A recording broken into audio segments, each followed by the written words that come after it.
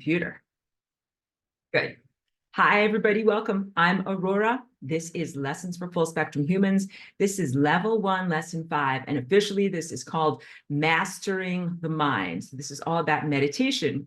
And I will do a lot of compare and contrast between what I talked about and taught about 10 years ago in the recorded whiteboards, and how things have changed in your mental landscape over the past 5 years, definitely, and over the past 3 years, very, very intensely. Before I jump off into all of that, let me do a little bit of house cleaning. You're probably going to expect me to say dehydrated broccoli microgreens, and I will. But more excitedly, I'm promoting my upcoming retreat in Sedona, Arizona.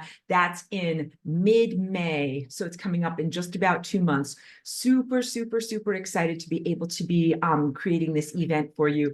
And the concept, let me just mute you guys. The concept behind what I'm doing is to gather everyone who's interested in a physical location that promotes or is amenable to the activity that is the flying rainbow lasagna. So this is a verb and an embodiment as much as it is a concept or a set of intellectual ideas or thought forms.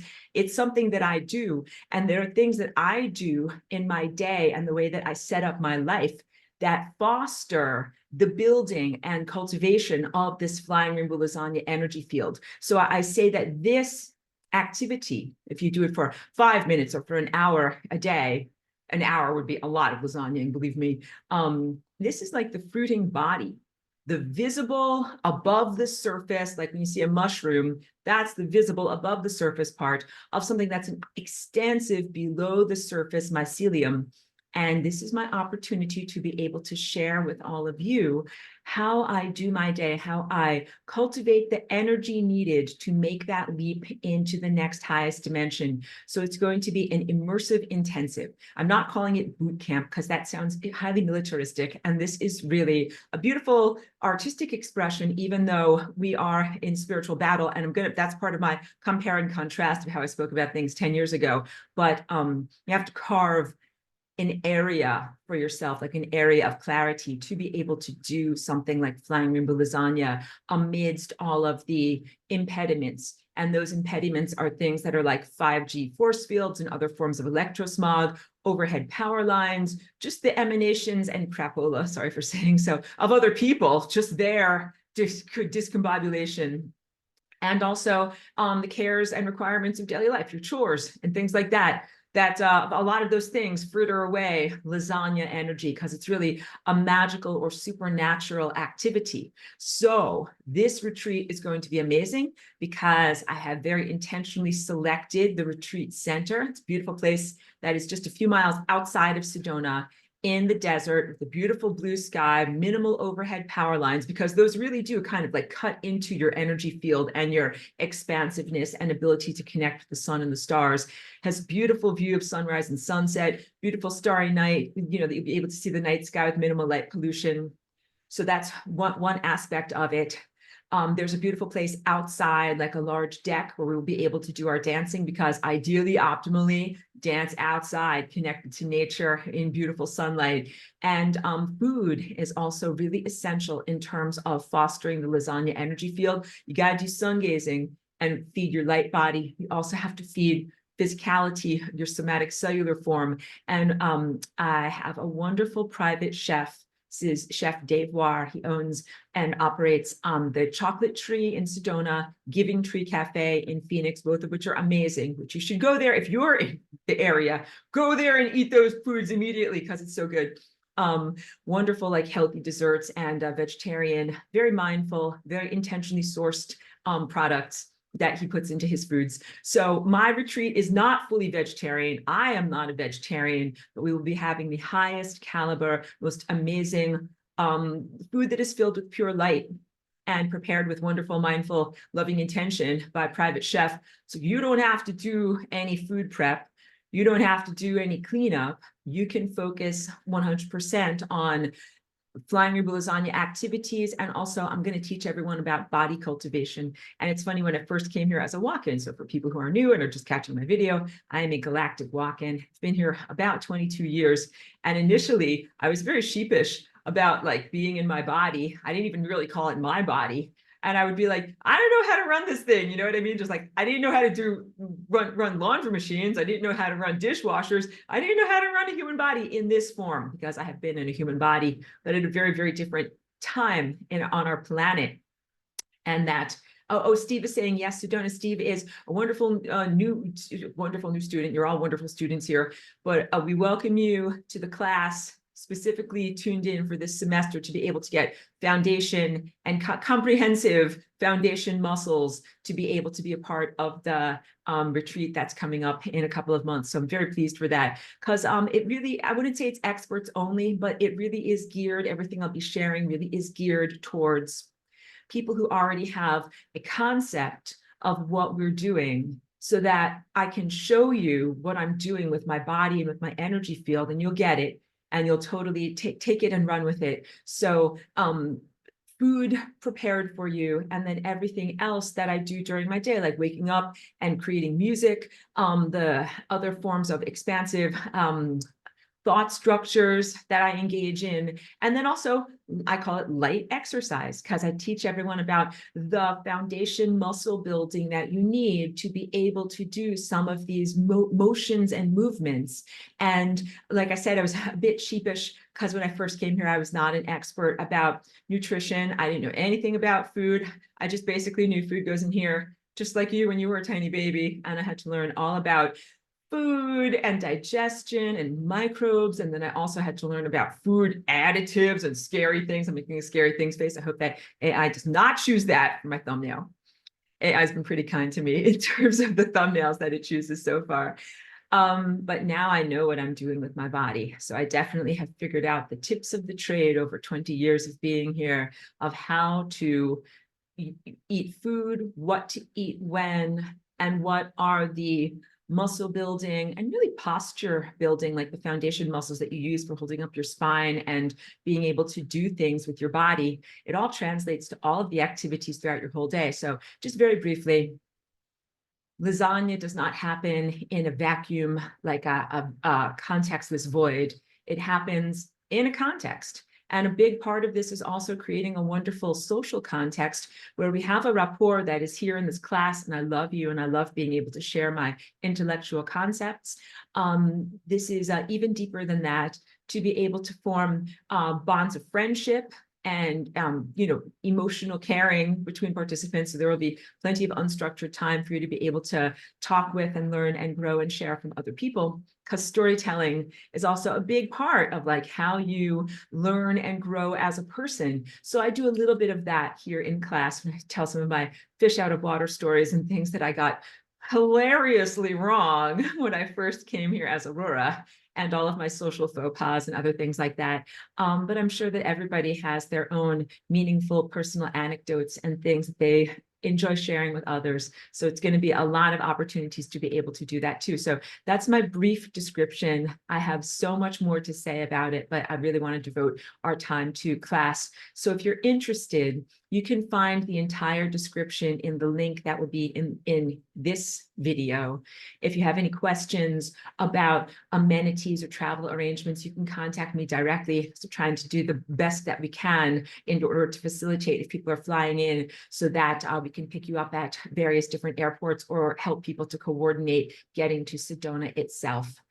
Because it doesn't have its own major airports. You have to fly in and then get to Sedona. So we will help you to be able to coordinate all of that. So incredibly excited and happy to be doing that. And that also represents a triumph in terms of rectification of the time field. And I call it like clicking back into position of heading in the right direction, not just for me personally, but for our whole entire world, because we're going to do real energy field work. And I tell this to everyone when we have the Tuesday movement class, which again, there's not an official fee to participate in my Tuesday class. And you can be in it if you would like to. It's really most important for you to be super energetic and respectful of the sacred nature of what I do. And I also want people to know that in all of these things where I'm teaching the physical dance, it is accessible to people at a variety of ability and mobility levels, because I've done this dance through times when, I had a deficit of movement and had like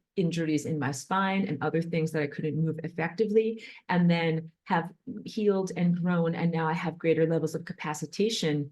So I want you to know you can participate no matter what. So if you're interested and you might have injuries, illnesses, chronic diseases, or other things that, limit you, don't let that be the deciding factor. I can tailor and customize everything so that you can still have a meaningful experience. The facility itself is not perfectly accessible if people use a wheeled mobility aid, like a wheelchair or something like that. There are some steps to get into the actual building. Otherwise, I would say it is fully accessible, but I don't want to mislead. So it is somewhat accessible, and I try to make my curriculum and everything that I share in terms of athletic cultivation as accessible to a variety of different types of people as possible. So I love super athletes, love ballerinas. I also love people that have had their spine fused or might have been born with difficulties.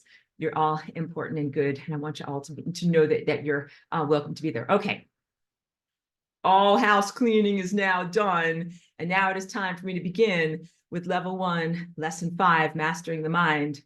Hold on while I scroll for a minute, because there's something I'm going to squint and scroll, and there's something important that I want to read. So I'm going to start off with. Okay, wait. I'm even going to slow down my treadmill a couple of notches so that I can read effectively.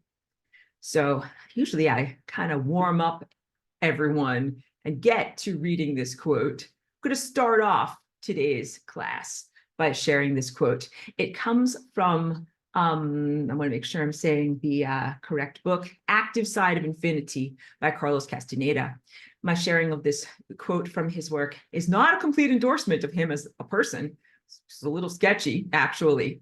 And to contextualize who he was an anthropologist himself who wrote a series of books in the late 60s, early 1970s that I would consider, people call them quote unquote cult classics. They were relatively well known by a small segment of society, that he presented them as if they were reportage, but they're actually fiction based in reality.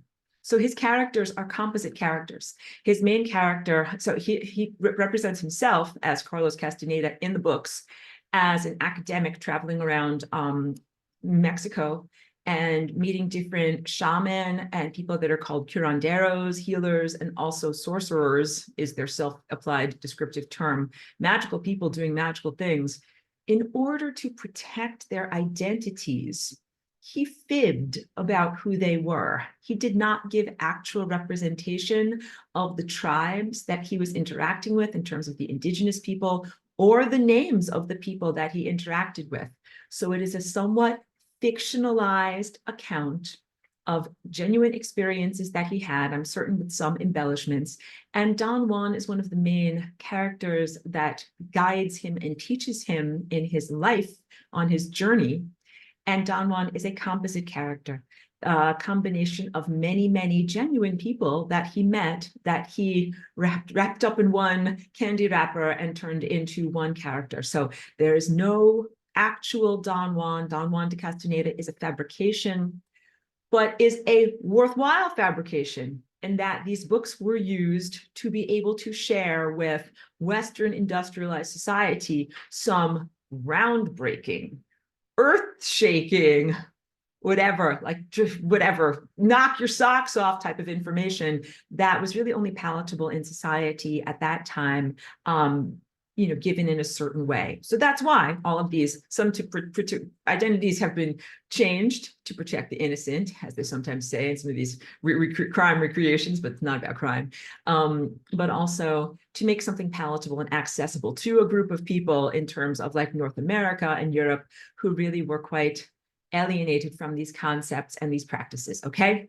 But all of that in order to be able to say there's some very, very good stuff in these books, and I wouldn't endorse every single thing that's in there, and I would not say that you should use it as a handbook for your own ascension, but there's very, very interesting concepts that are in there. And so I'm going to read this direct quote because it speaks to the heart of what we are sharing about today, or learning in this class today. And this quote comes from, the book is like, there's a series So this is a topic that is danced around. He keeps on meeting Don Juan and learns a little bit, and then he gets sent back home to the United States, and he kind of gestates what he learns about. And then this that I'm sharing with you is the conversation where he finally gets the truth. It's the big reveal from Don Juan. Without any further ado, let me just read this for you, okay? Begins. We have a predator that came from the depths of the cosmos and took over the rule of our lives. Human beings are its prisoners. The predator, and this is in capital P, the predator is our Lord and Master. It has rendered us docile, helpless. If we want to protest, it suppresses our protest. If we want to act independently, it demands that we don't do so. I have been beating around the bush all this time, this is Don Juan talking, insinuating to you that something is holding us prisoner. Indeed, we are held prisoner. This was an energetic fact for the sorcerers of ancient Mexico. They took us over because we are food for them, and they squeeze us mercilessly because we are their sustenance. Just as we rear chickens in chicken coops, the predators rear us in human coops, humaneros. Therefore, their food is always available to them. And now Carlos Castaneda says, no, no, no, no. He's kind of rocking back and forth. He says, this is absurd, Don Juan. What you're saying is something monstrous. It simply can't be true for sorcerers or for average men or for anyone. Don Juan says, why not? He asks calmly, why not? Because it infuriates you? You haven't heard all the claims yet. I want to appeal to your analytical mind. Think for a moment and tell me, how would you explain the contradictions between the intelligence of man, the engineer, and the stupidity of his systems of belief, or the stupidity of his contradictory behavior?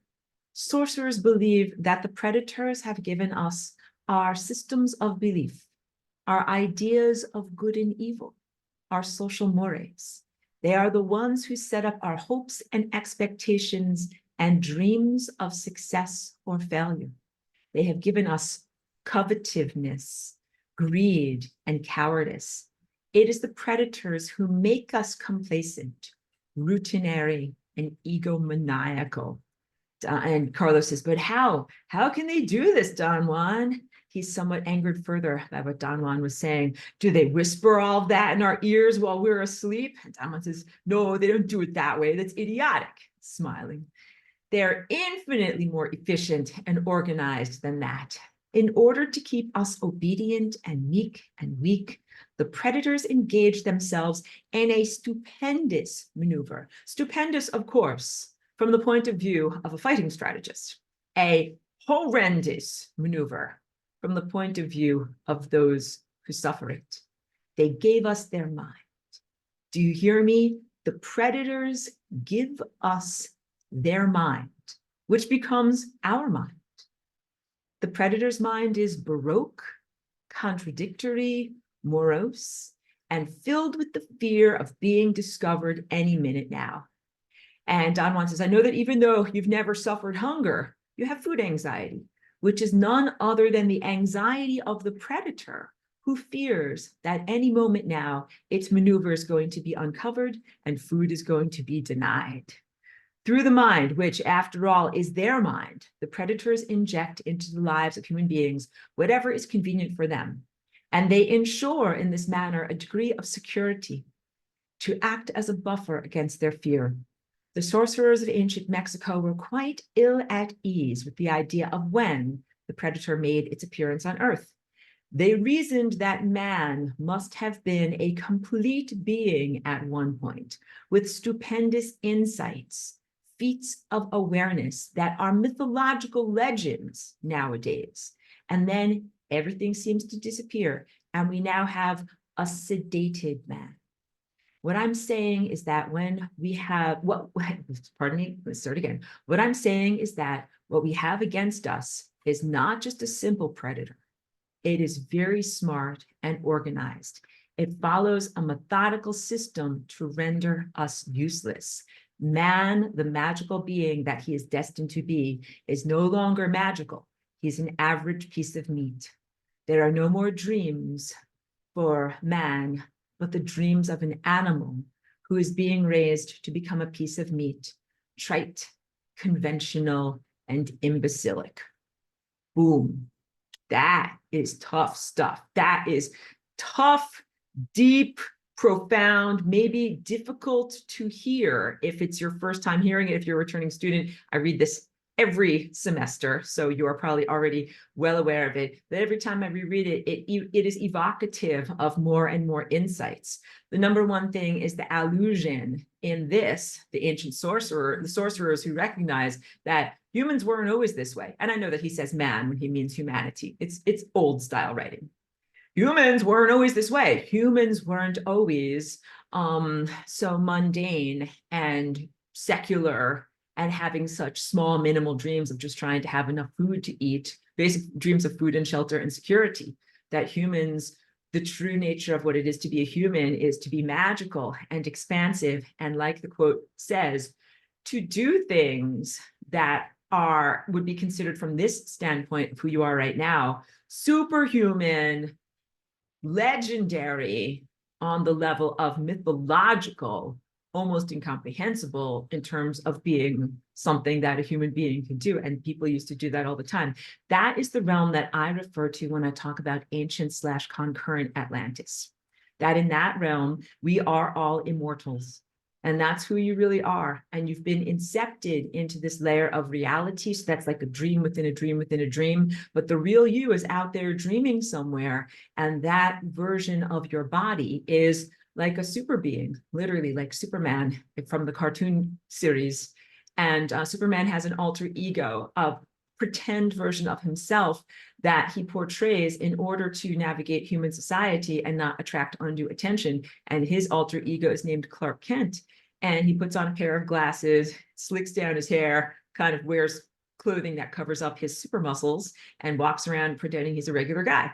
And I have said this in other previous semesters also, that each one of you is like the Clark Kent alter ego of your super persona, except you have forgotten that it is merely a mask or an impostorship that you're portraying. You've come to identify with your alter ego as if it is your real ego, your diminished state as if it is your real state. This is starting to sound kind of like a downer, and I don't want you guys to feel down. So don't worry, this will have tons of uplift as I'm going further and sharing, because it sounds a bit accusatory. But actually, everything about this should be empowering and should also feel that responsibility goes in the right direction, not blamefulness, but the recognition of you're actually all innocents. And you don't deserve this, and you're much, much more than the life that you are currently inhabiting or the options that you're being presented with. And that you have a biological implant, a mental consciousness implant, and a sociological implant that is all designed to diminish you, hold you back, hold you down, and keep you in that state of amnesiac forgetfulness and disassociation from your true state of a super being, and association and encompassing of the identity of yourself as a small, inconsequential, stupid, mortal being who's frail. She drives to the store in a car. You don't fly there with your Superman cape flying out behind you and buys things like coffee and toilet paper, and then comes home and makes breakfast and everything like that. That's not who you really are. You really are quite extraordinary and exalted, but that the memory of that is so fuzzy, both culturally, biologically, and individually, that you need a reminder. You need the flapping of my moving mouth parts to be able to actually be here and remind you, like, you're not Clark Kent. Take off your glasses, take off your costume, and be your true self. Also, just as a brief aside of all the different superheroes that are in existence, Superman is one of the only ones that is a true alien. Like, these other guys are like, Batman is a rich guy with a bunch of toys. Spider-Man is a human being that got bitten by a radioactive spider and became an otherworldly, augmented creature. But Superman is just himself. He's an alien from another world, and he has tons of powers because that is his expression in this context of this world. So that's an apt analogy that I'm choosing that for that character superhero to compare you to. Okay. So we also exist in an unprecedented moment, which is why I have my lessons from 10 years ago that are like a beautiful basic tuxedo or formal wear that is great for any occasion, never goes out of style. But you have something extra that is going on, and you are going to need to accessorize that outfit in order to be able to deal with what's going on right now. So in my beautiful teachings from 10 years ago, where not only was, I mean, I love who I was then, and I love who I have developed into in response to my experiences here. I love both of these versions of Aurora. 10 years ago, I was really speaking and teaching from the viewpoint of a pristine architecture of reality, recognizing that there might be consciousness-based distortions, but that those represent some aspect of hurdles or obstacles that you are transcending as part of your spiritual growth. And that's fair to say. But right now in the past, wait, where's my sign? You guys know what I'm getting over here. In the past 3 to 5 years, you have more than just the regular hurdles and obstacles to jump over. You have this stuff as well. So my Flying Rainbow Lasagna innovation, I created it spontaneously in response to the historical, already established precedent of genetic mutilation. The things that have been done to you as individual humans and as a species and as a human dynamic society that hold you back and prevent you from effectively accessing your higher faculties and connecting effectively to God, the divine presence, divine intelligence, and divine willpower. Okay? It's like there's a certain number of implanted thought structure systems, genetic degradations, and other impediments that you have to supersede or jump over to get back to and remember your true nature as a super being, a positive super being. Also, Superman is one of these guys that is, hugely very moral and has a great value system about how he uses his empowerments in the world. And that's who you really are. You're not like a maniacal super being out to destroy everything or something like that. You are a positive super being who is out to live well in the world and also sustain the environment and help and protect others. Okay, so Flying Rainbow Lasagna in response to the regular, usual flavors of difficulties that you are being required to jump over in order to ascend or re-access your superpowers. But then in the recent years, you have something else that is coming between yourself and your divine connection.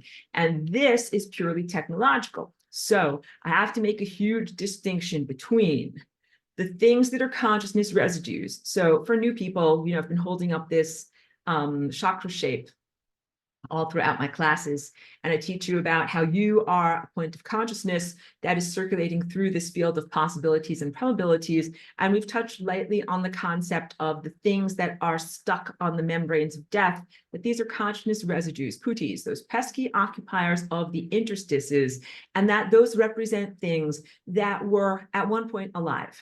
So you've got to make a distinction here between stuff that once was alive and made horrible life choices and went totally in the wrong direction and then ended up splatted on the windshield like a bug splats on the windshield of your car. And they are, kind of stuck there in some sense, not even effectively accessing the recycling mechanism of consciousness, because the recycling mechanism is this figure 8 flow. You can see how my pen is tracing that throughout here. Admit someone to the meeting.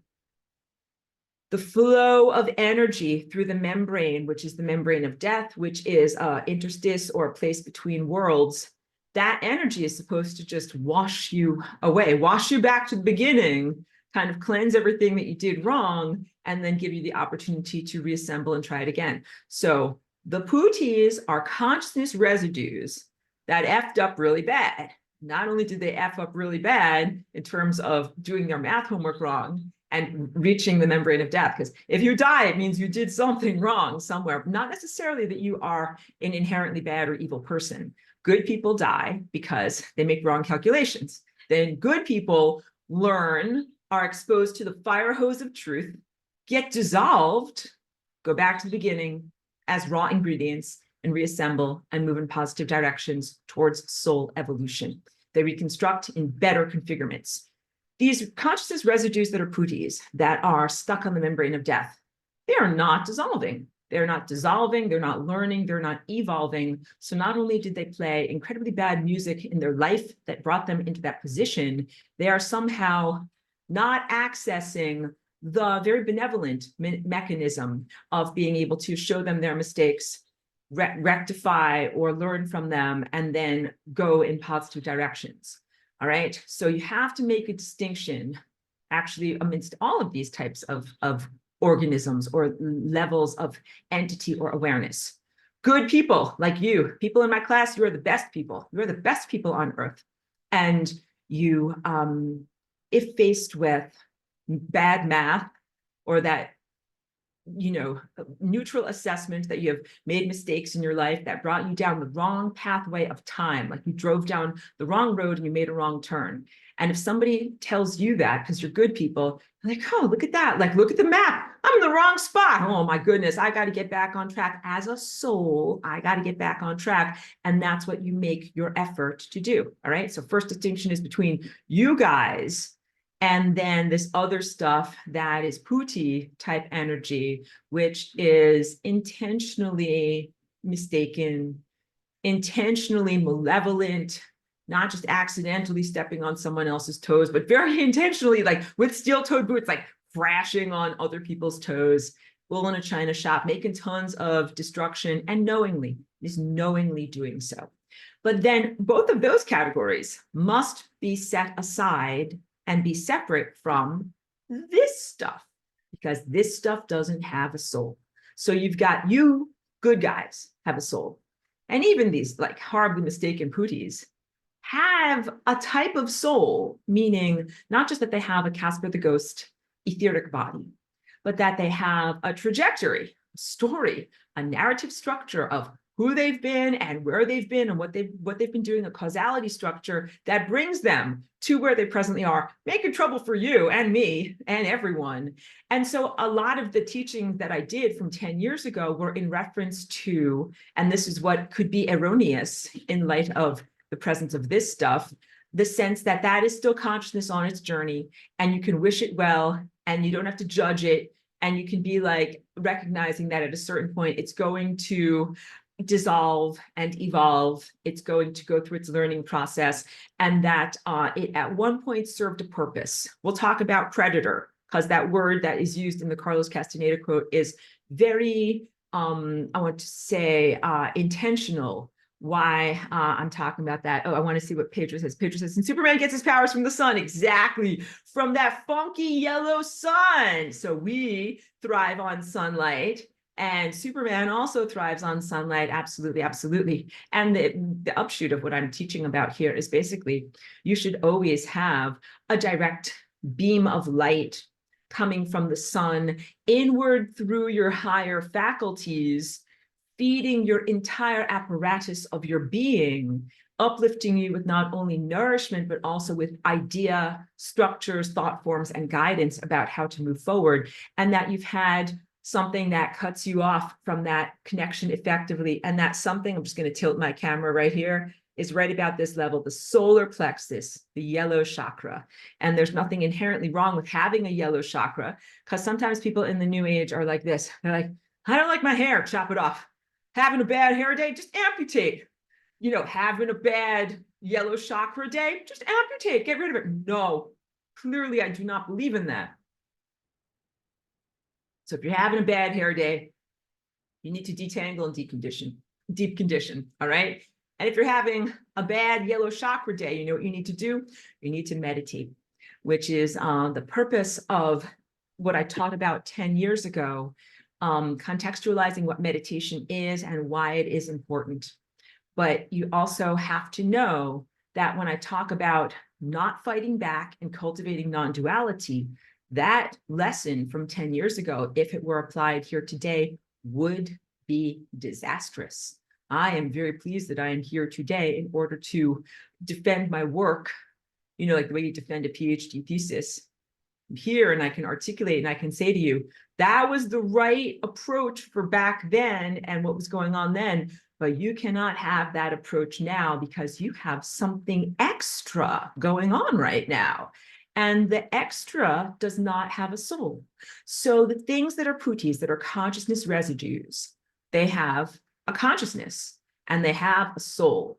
However twisted or grotesquely, monstrously distorted they have become, they originally started out as living creatures. And that means that they did something right initially to pass the audition to be a biological entity, because you have to pass the audition just to be in the band and just to be alive.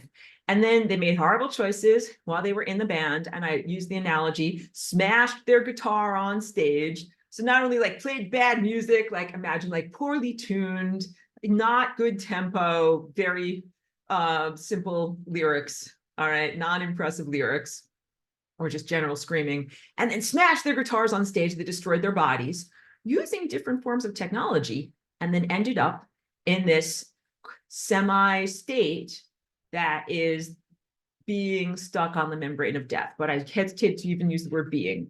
They're hovering. They're like Wile E. Coyote. This cartoon. This Looney Tunes cartoon, all right? So this is this character, and he used to kind of run out on a cliff, and he's beyond the cliff, and his legs are just going like this, and he hasn't dropped down yet. That's what these putis are. And Wile E. Coyote was also kind of a negative cartoon character who was always trying to like kill and destroy other people, but his own pranks always ended up getting turned around and hurting him, all right? So these guys like are over the edge of the cliff of consciousness. They're on the membrane of death. They're just paddling their legs, and they don't have any traction. They're never going to get anywhere. They just haven't dropped yet. And part of what they use to sustain themselves and stay aloft and not drop is to cultivate you. So this is still beings who have consciousness and are souled, have a soul, exploiting you as beings who have consciousness and have souls. That's been the paradigm up until this point. And so when I teach from 10 years ago and I say, you need to not get angry at them, definitely don't feed them, because getting angry and doing this whole push-pull and fighting back and forth, it puts you in a relationship with them that is about tug of war or tensegrity. It means that you are also always going to be thesis versus antithesis, good versus evil, Jesus versus the devil, and you're always going to be fighting it out. And you even define your sense of self as like, I'm the good thing and I'm fighting against the bad thing. So when I talk about non-duality and using Flying Rainbow Lasagna to resolve duality, it is very valid in that context, because essentially what you have in that context is the family of life, where you have some very, I want to say effed up family members, and you guys might be laughing because you might have effed up family members in your life. But family is family, and consciousness is consciousness, and you can't just be like, you know, I discard you, get away from me for forever. But they are twisted, distorted wrecks, not positive, loving family members, and they've had an incredibly harmful, detrimental effect on you guys. And that's what I want to go through a whole critical analysis of what these predators are. But I also really want to make a big distinction, because I talk about unconditional love and creating the love tone. So that's the green chakra up here. You got blockages at solar plexus. Your solar plexus is located above your navel. So like if this waistband is where my navel is, the solar plexus is above my navel, but it's below my heart, which is, you know, like roughly between my breasts.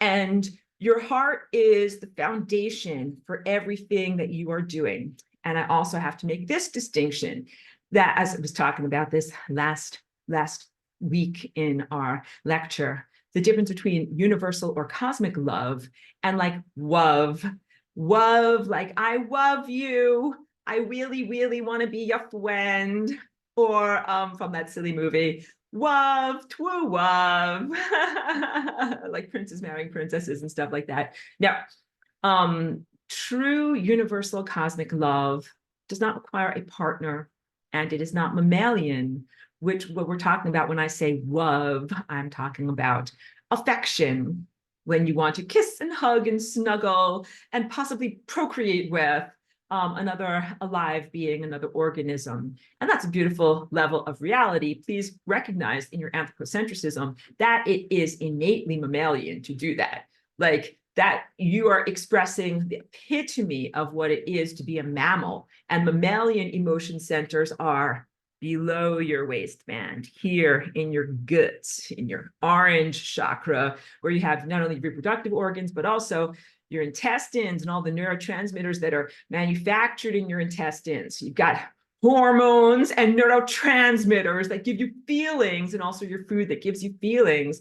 And those feelings are about attraction, revulsion, and basically living in community, and how feeling states help us to navigate social dynamics as mammals, which is totally appropriate because you're mammals. So mammals like to do things like hug each other, stroke each other, groom each other, feed each other. You like to have babies, like you give birth to live children, and then you nurse them, breastfeed them, and raise them to maturity.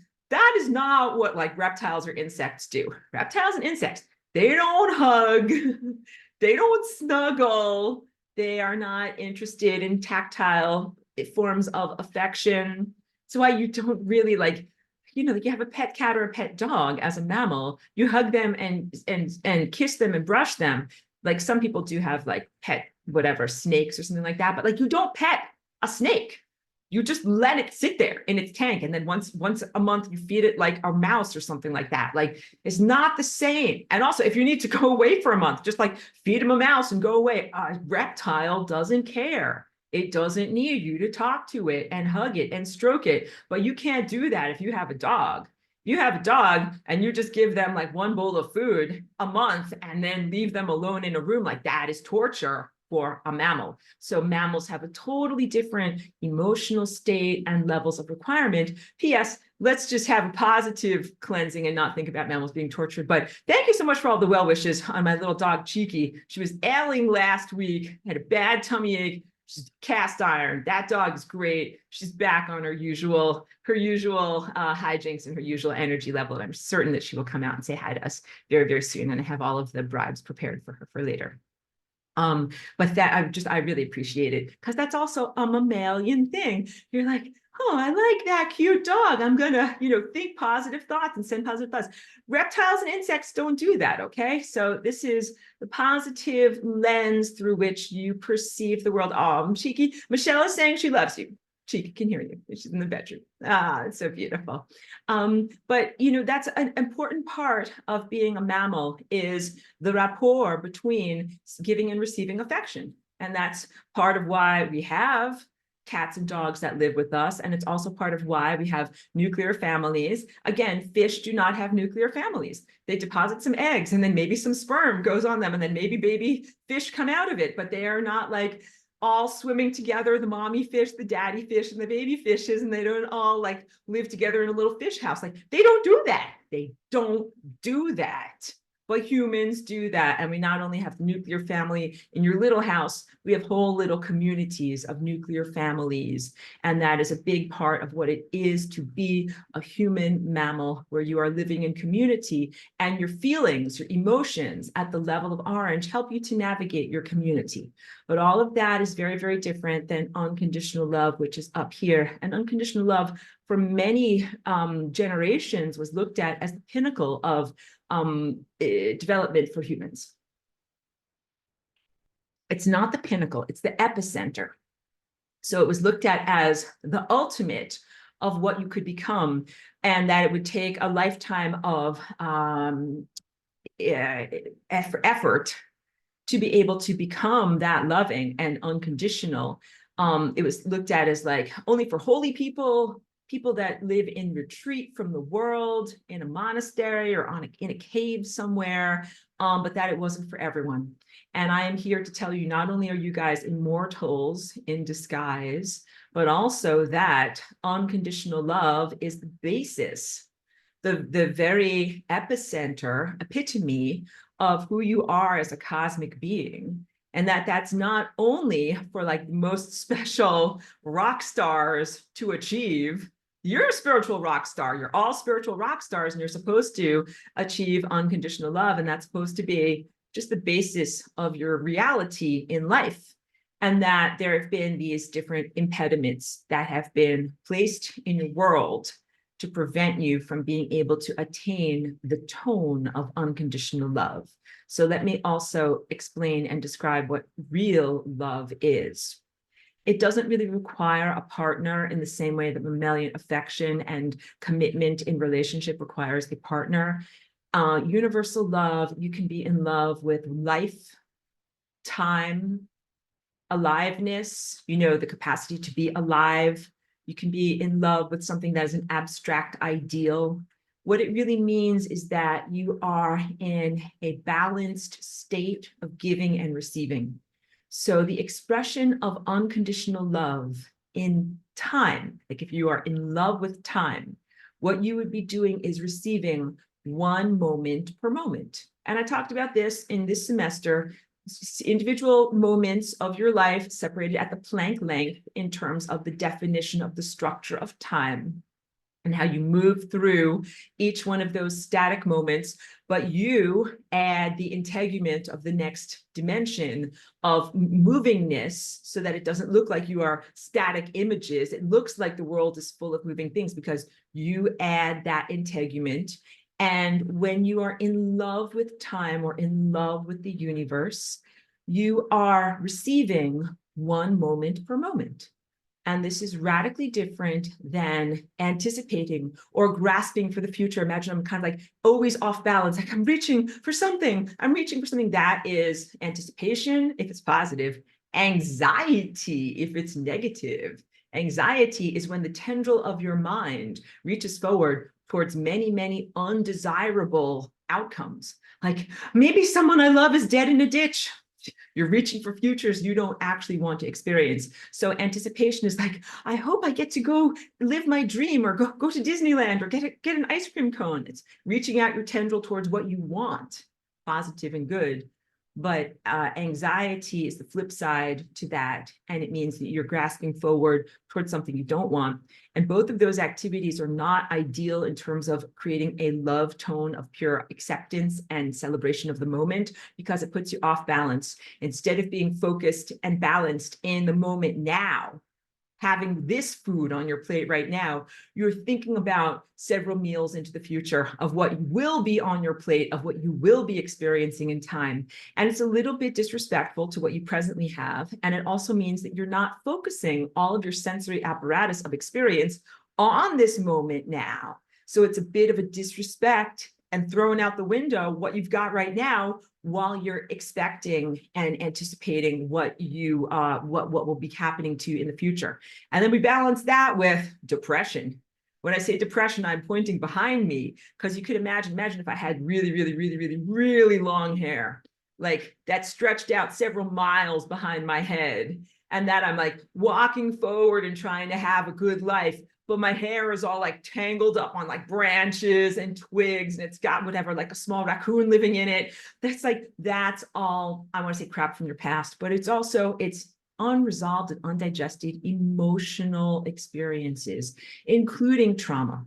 So sometimes you can have an unresolved experience that you're dragging around behind you that's not always traumatic, but it could be something negative. But depression is that feeling of heaviness and hopelessness and worthlessness because you don't have 100% of your energy in the moment now.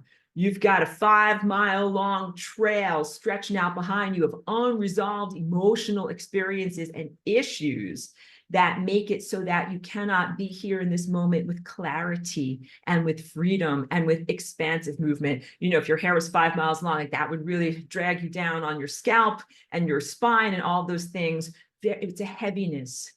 And that both depression and anxiety or anticipation are feeling states that can be generated as a direct effect of the actions of your mind. So animals have amazing mind, but they don't have the human OS. And they largely do not have weighing down of the past and anticipation of the future, because that is part of the implant of this predatory mind that was put into humans. And you learn it when you're a little tiny child. So you get your implanted predator mind when you're a tiny child. We'll talk about that too. You come here with, I want to say galactic or numinous relationship to time. You don't yet know how to read time on a clock. You know, that's one of the lessons that they teach you. So when you first come here, maybe you can even rewind yourself and re-encompass what it was like before you learned if Sesame Street is on at whatever 3:30 p.m. And that might be like the touchstone of your day. And you're like, okay, everything that happens before Sesame Street and then everything that happens after Sesame Street or whatever, the school bus or whatever is the thing that happens that you use to be able to schedule or segment your day. And you start to learn like, oh, before, during, after. That is linear time. You gain a facility in being able to talk about time with other beings, but what you lose is your oceanic presence. So you come here as a little human baby infant and you're connected to the entire ocean of consciousness through your little fontanelle, your little opening of your crown chakra up at the top where your skull plates haven't fused. And as usually in your first 1 to 2 years of development, as you learn languaging, which is not natural, although I am using this very unnatural flapping of my moving mouth parts to communicate with you, is not your true mind, is not your true state of being. And you also learn individuation, which is the building of your ego, construction of your ego, self versus the world, and boundaries, your own personal boundaries of who I am and who I'm not. And then you also start to learn linear time, which is before, during, and after, or yesterday, today, and tomorrow. And these are all artifacts directly of the implanted predator's mind. It's not your natural mind. Now, just because you've had it since your early remembrances and you have learned to identify with it does not mean that it is natural to you. Just like something like wearing shoes. Humans become acculturated. I even call it colonized, like it's the colonizer way of doing things. You get used to wearing shoes, usually from the time when you're a little baby and you can walk, they put you in shoes, and it literally forms the bones of your feet. So, and I'm speaking from the United States and mostly, Western industrialized areas. There are plenty of places in the world where babies do not wear shoes and where people usually wear like simple sandals and flip-flops, and their feet are shaped differently. So if you come from like the subcontinent of India or some places in Africa, much warmer places than it is, and also different cultures and different value systems, much more common for people to wear minimal shoes or go barefoot. And that literally allows for the full expression of the development of your feet and the prehensile nature of your toes that most people in colder Western and industrialized societies don't develop, because put your kids' feet into shoes at a very early age and the toes get squashed and they don't move individually. And it even limits some of the way that the growth pattern and the full expression of the bones of the feet. And then you're like, yeah, this is the way that everybody's feet are shaped. This is normal. This is not normal. This is how your feet are shaped when you grow up wearing shoes. And this is not the real shape of your mind. Or I should say your consciousness or your awareness. Your awareness is shaped like the shoe, the cultural shoe that you have been really required to place it into in order to function as a being in your culture. So culture is great, human dynamics and society is great because we like to hug each other and live in community, but it's not great when you have to sacrifice basic infrastructure of how you're supposed to be shaped to fit in with the other people around you. And I'm sure that you can all relate to that. Not only misshapenness of your feet or maybe other body parts because you always had to wear, a constrictive clothing or something like that, but also aspects of your soul, things that you want to be able to be doing that you can't do fully in this world because you have to fit in to your community. And your community is infested by the predator's mind and run by that Baroque architecture. Every time I read that quote, as part of why I love to read it, because it uses some languaging that's just like not the way I would say it. I love that word, Baroque.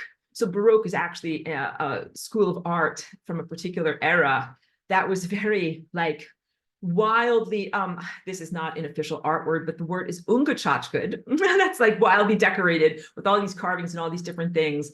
And that is the predator's mind, Baroque. It's like convoluted, labyrinthine, Byzantine, very like not streamlined in any way, not efficient in any way, and having its own I don't have further descriptive terms to it. I want to say Baroque architecture, having its own logic, that's not real logic, but its own illogical way of structuring itself. None of that is natural to you. That's now, still need to talk about this stuff, but I'm still on just the basis of like establishing terms in this math proof here. What is your true mind? Because I'm telling you about the implant mind, how your feet get shaped weird from wearing shoes. What's your true mind like? Your true mind does not care about the clock at all. Your true mind exists in the present moment now. And that is the effort of meditation and how you get to build these muscles of your willpower and your mind to return to your true mind in a world that requires you to have this implant and to utilize this implant as an interface to be able to be quote unquote successful. And successful means like you have enough food, you have enough shelter and whatever, you can buy a dress and you don't walk around naked. It's very, very real issues. The quest for conformity is really the quest for survival within your human community, because you need stuff. You need stuff, and you need to get stuff from other people. And that means you're going to have to figure out not only language and the flapping of your moving mouth parts, but also value system and commodification and so many other social dynamics. Let me drink more. Hold on a moment. We have to talk about your true mind.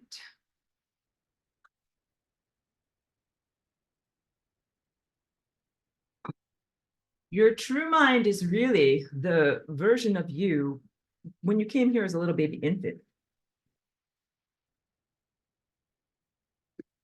When you meditate, what you want to do is press pause on the unnatural sociological implant that you have been required to embody and begin to explore your own thought patterns of your own mind. So first, I'm going to say your true mind really resides up here in your insight, not here in the yellow level of your solar plexus, which is your daily waking ego construct, but up here, your eye of insight, which is your connection to Christ consciousness, which I have established in this class is wildly different than the doctrines of the Christian church on Earth's surface, and that Christ consciousness is a meta or overarching being that has multifacets. I put my crystal in the window. I have to jump to get it. A multifaceted gem of consciousness, like a composite eye of a butterfly or something like that. And your life is merely one facet on this much, much larger gem that is a gem that can see across time, can see all of the possibilities of the future and really the entirety of time laid out all at once. So if you rewind a couple of lectures ago, when I talked about persistence of vision, old-fashioned films that run at 26 frames per second, and being the film editor, where if you took those films off the reels, cut them all up into individual squares and laid them all out in a grid on a table, then you would see a person's entire life, from birth over here to death over here, and then every single minute of the day, all in between. You would see the entire life at once. Not you would sit there watching a movie where you're kind of going through each moment from the first person perspective of the viewer. So laid out on a table, the viewpoint of the editor of the movie of your life, that is the higher dimensional viewpoint. When you are in Christ, when you are in alignment with yourself as Christ consciousness, so it's a network and you're one of the nodes on the network, you are achieving the higher dimensional perspective of time. So the yellow solar plex is down here, your ego. It is called your temporal ego. Temporal is a descriptive term to talk about things that arise from being submerged in linear time. So coming here and being acculturated, you came from a numinous, all time is now comprehensive structure. And then you learned about Sesame Street and you learned what it is to be submerged in linear time. And you developed an ego structure story of yourself that is based upon what it is like to be submerged in time, in linear time specifically, and not knowing the future and kind of swimming around. And that is called your temporal ego. And it is temporary. That means it is not eternal. That means it will not translate and be carried with you through your journey of your soul as you move onward. It is as temporary and as contextual as this dress that I'm wearing. Now, I like my dress. I like it. I made it. It's, fits me perfectly. And it has all of the, qualities that are appropriate to me. Like I literally made it for me so I could wear it in this world. But where I am going will not carry my dress with me. I will not need it or want it. So this has to do with the transcendence and evolution of my soul as Aurora. I will not make a suitcase with physical shoes and dresses and underwears and bras in order to go on my soul's journey when it is time for me to do that.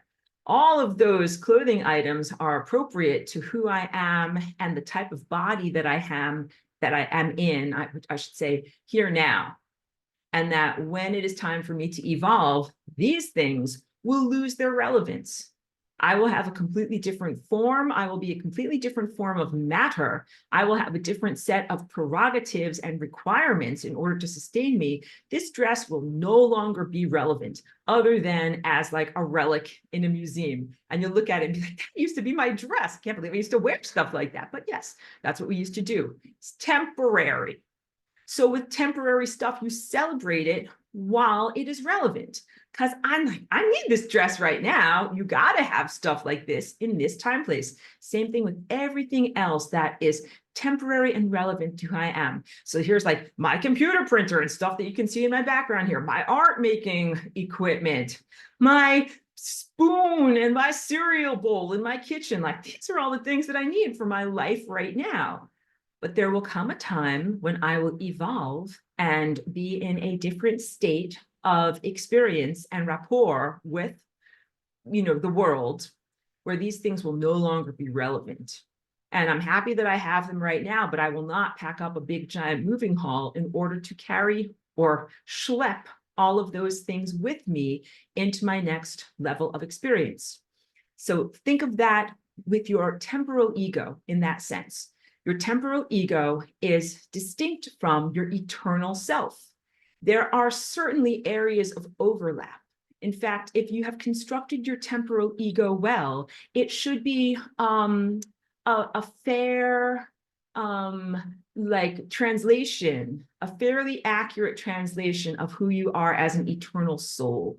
All right. If you're doing it right, because your ego is like a temporary form or a shorthand that you use to walk around in the world, but it's not your true definition of the multifaceted complexity of everything you are as a soul. But it should be a relatively faithful portrayal of who you are. And then it's an interface. It's accurately interfacing between the potentials of your consciousness and the other people that are in the world. So in this world, not to be crude, but we must wear clothing because it is not currently a culture that is amenable to the vulnerabilities and authenticity of nudity.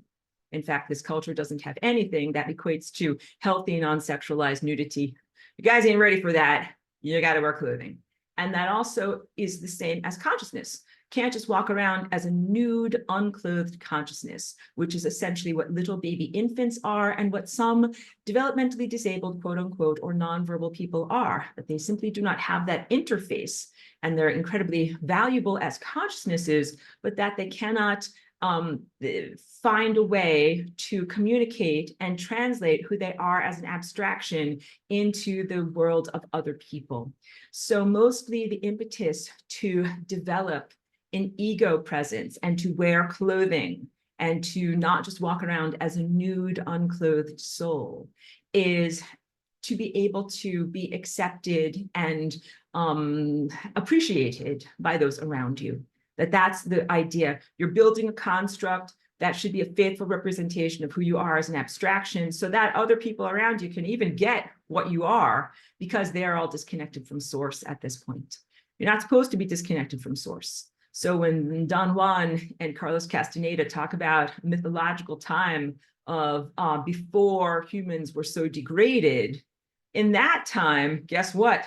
Nobody had to wear any clothing. Had a completely different cultural landscape. Not only was everybody telepathic, which means mind-to-mind communication and direct perception of your emotions. So you don't need language as an interface to be able to communicate your thoughts and your feelings and your requirements. But also there was no sexual violence and there were none of the predatory implants in terms of negative and distorted, and even I would call them grotesque emotional constructs that you presently deal with. The predator's mind, pathogenesis, like sexual violence really is not even just related to sexuality or attraction on the mammalian level. It is really related to pathology, the tendency to power abuse, abuse other people, exploit other people, be elevated at another person's expense. It's a large part of what violence is about too. But the reason why clothing is required to prevent sexual violence, you didn't have sexual violence back then. You didn't have ego competition, and you didn't have the things that you have to protect yourself from in this world. And you had a lot more genuine connection between yourself and divine intelligence and yourself and your community. So here, there's this old poet named Robert Frost, and he said, "Good fences make good neighbors." And you can joke about that because it's truthful. Like here in this world, like you might have neighbors who are very screwed up and they are not good people. And then you're just like, do whatever you want to do, guys, but stay on your side of the fence. Like your weirdness and blah, blah stays over there. And my life is over here on this side of my fence. That's how humans have negotiated your social and cultural dynamics, like to be able to get through life, because you're like, okay, we all live in community and blah, blah, blah. But like you stay on your side of the fence because you're weird, it's screwed up or unhealthy or on a journey of learning. So that's actually a good moment for me to be able to talk about that. My teaching from 10 years ago is still valid and still stands. Your neighbors, however screwed up they might be, whatever, maybe they play loud music or take weird drugs or walk around not wearing clothing or not looking good or whatever. But they have souls. They passed the biological audition to be able to be alive. They have souls and they're trying to learn and grow and evolve. All right. What I taught 10 years ago is very valid and apt for that level of life experience.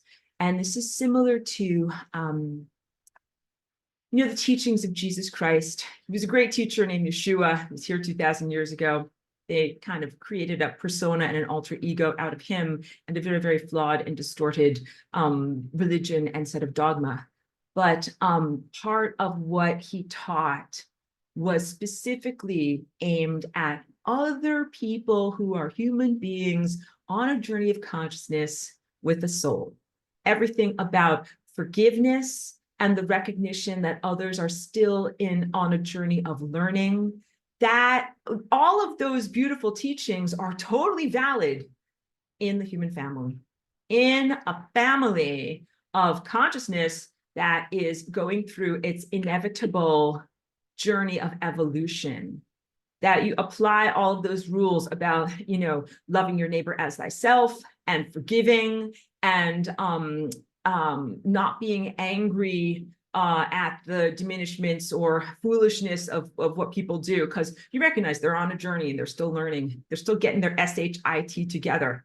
That is for alive beings who have souls and have consciousness and who are exhibiting efforts to actually get that SHIT together. They're not just here intentionally making a mess and doing things intentionally wrong with no desire to learn or grow. Got it? So teacher from 2000 years ago, amazing person, fantastic uplifter, nourisher, guide in your life, wonderful, wonderful, wonderful person, and cannot apply everything that was shared in that life to your present life circumstance, because you have the pooties who are bad neighbors that have no intention of learning and growing.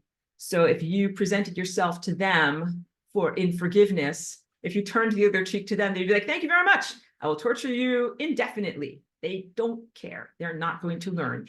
And very, very, very different than this, which is not even consciousness and doesn't have a soul, and a different set of responses must be engendered in order to deal with that stuff.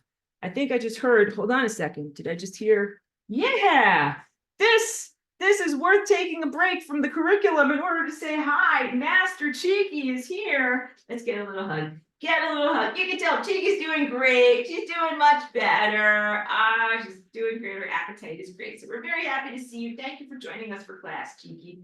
Absolutely. It's time for some mammalian affection, everyone. Oh, we love it. We love it. I'm so happy I don't have a pet snake. Sorry. If you have pet snakes, that's great. I'm happy you enjoy it. But I like to have snuggly mammalian animals around me. Okay, let's make sure we have bribes for Cheeky. Bribes over here. We've got bribes. This is for you.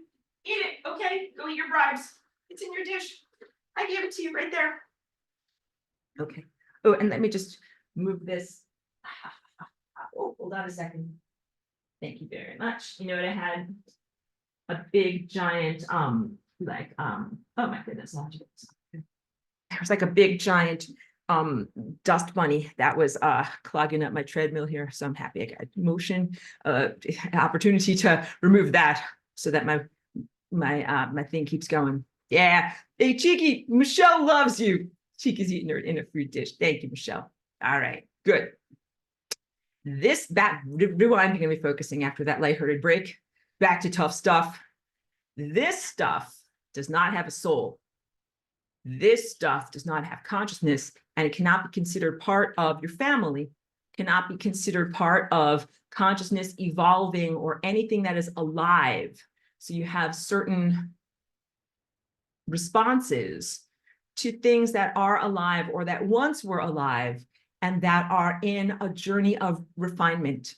This is, once again, a refinery of consciousness, and you might be directly interactive with very, very screwed up people who are early in their journey of going through the refinery of consciousness and who haven't yet evolved to the point that you are at. And that's where the levels of forgiveness and contextualization and basically unconditional love comes in.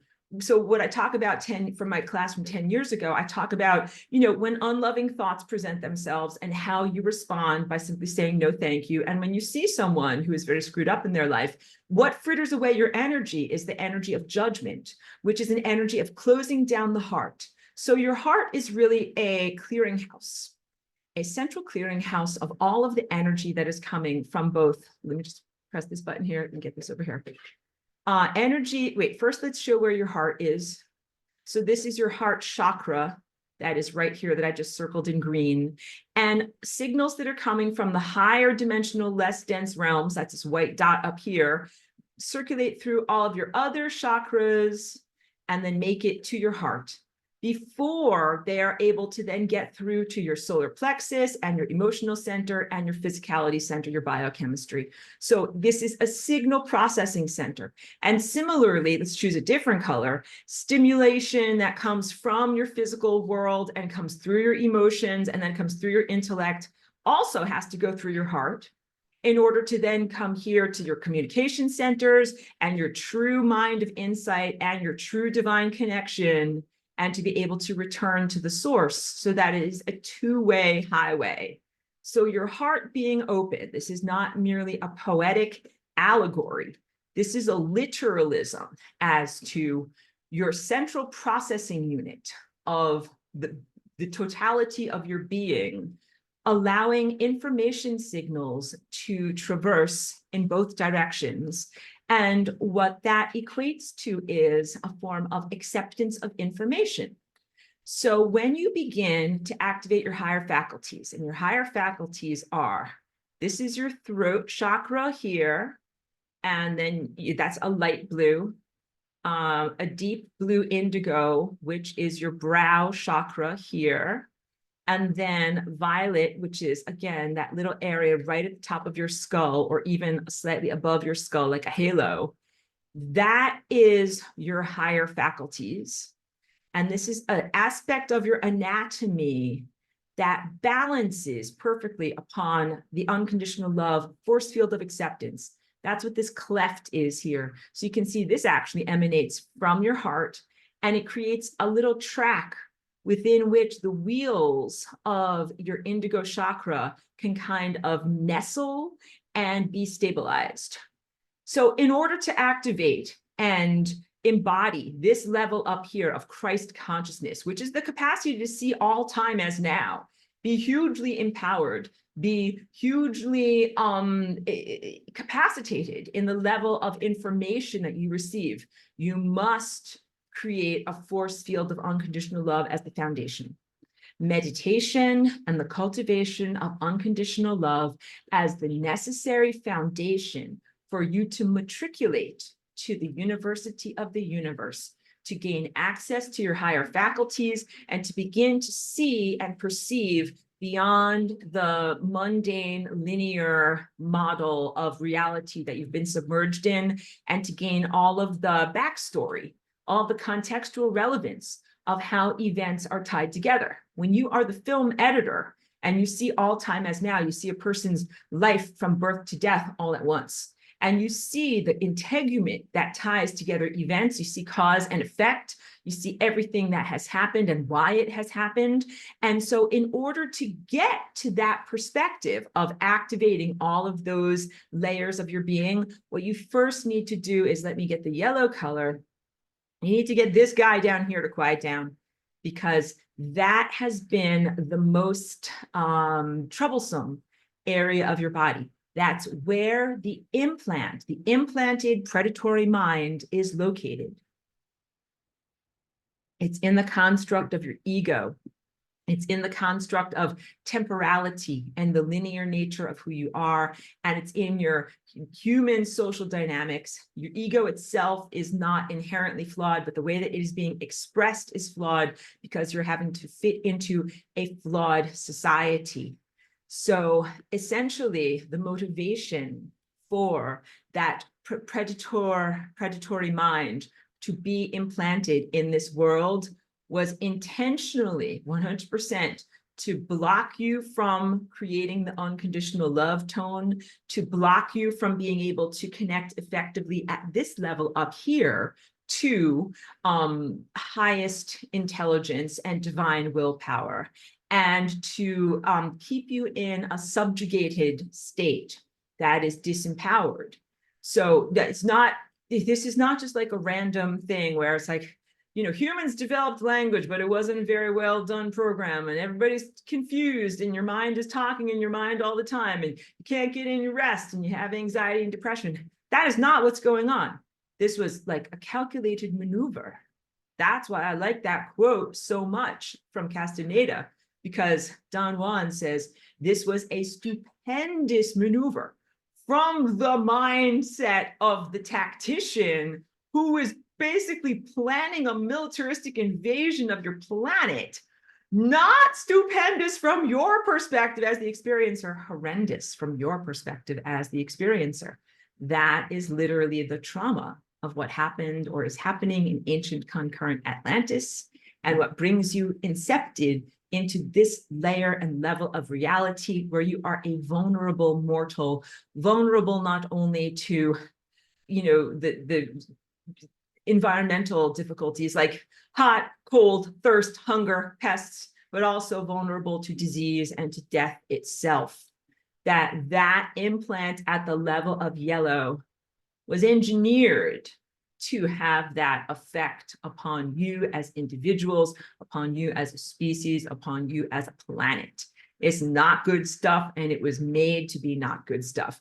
But when you are healthy, you still have a yellow chakra, because yellow is part of the full spectrum aspect of who you are and the emanations of our sun. It is just wildly redefined. Just like when you don't wear shoes and your toes are not scrunched inside of shoes all the time, your toes grow in a very expansive and, you know, mobile fashion. Yeah, your ego grows in a completely different fashion than when it is constrained and distorted through this implantation of the mind.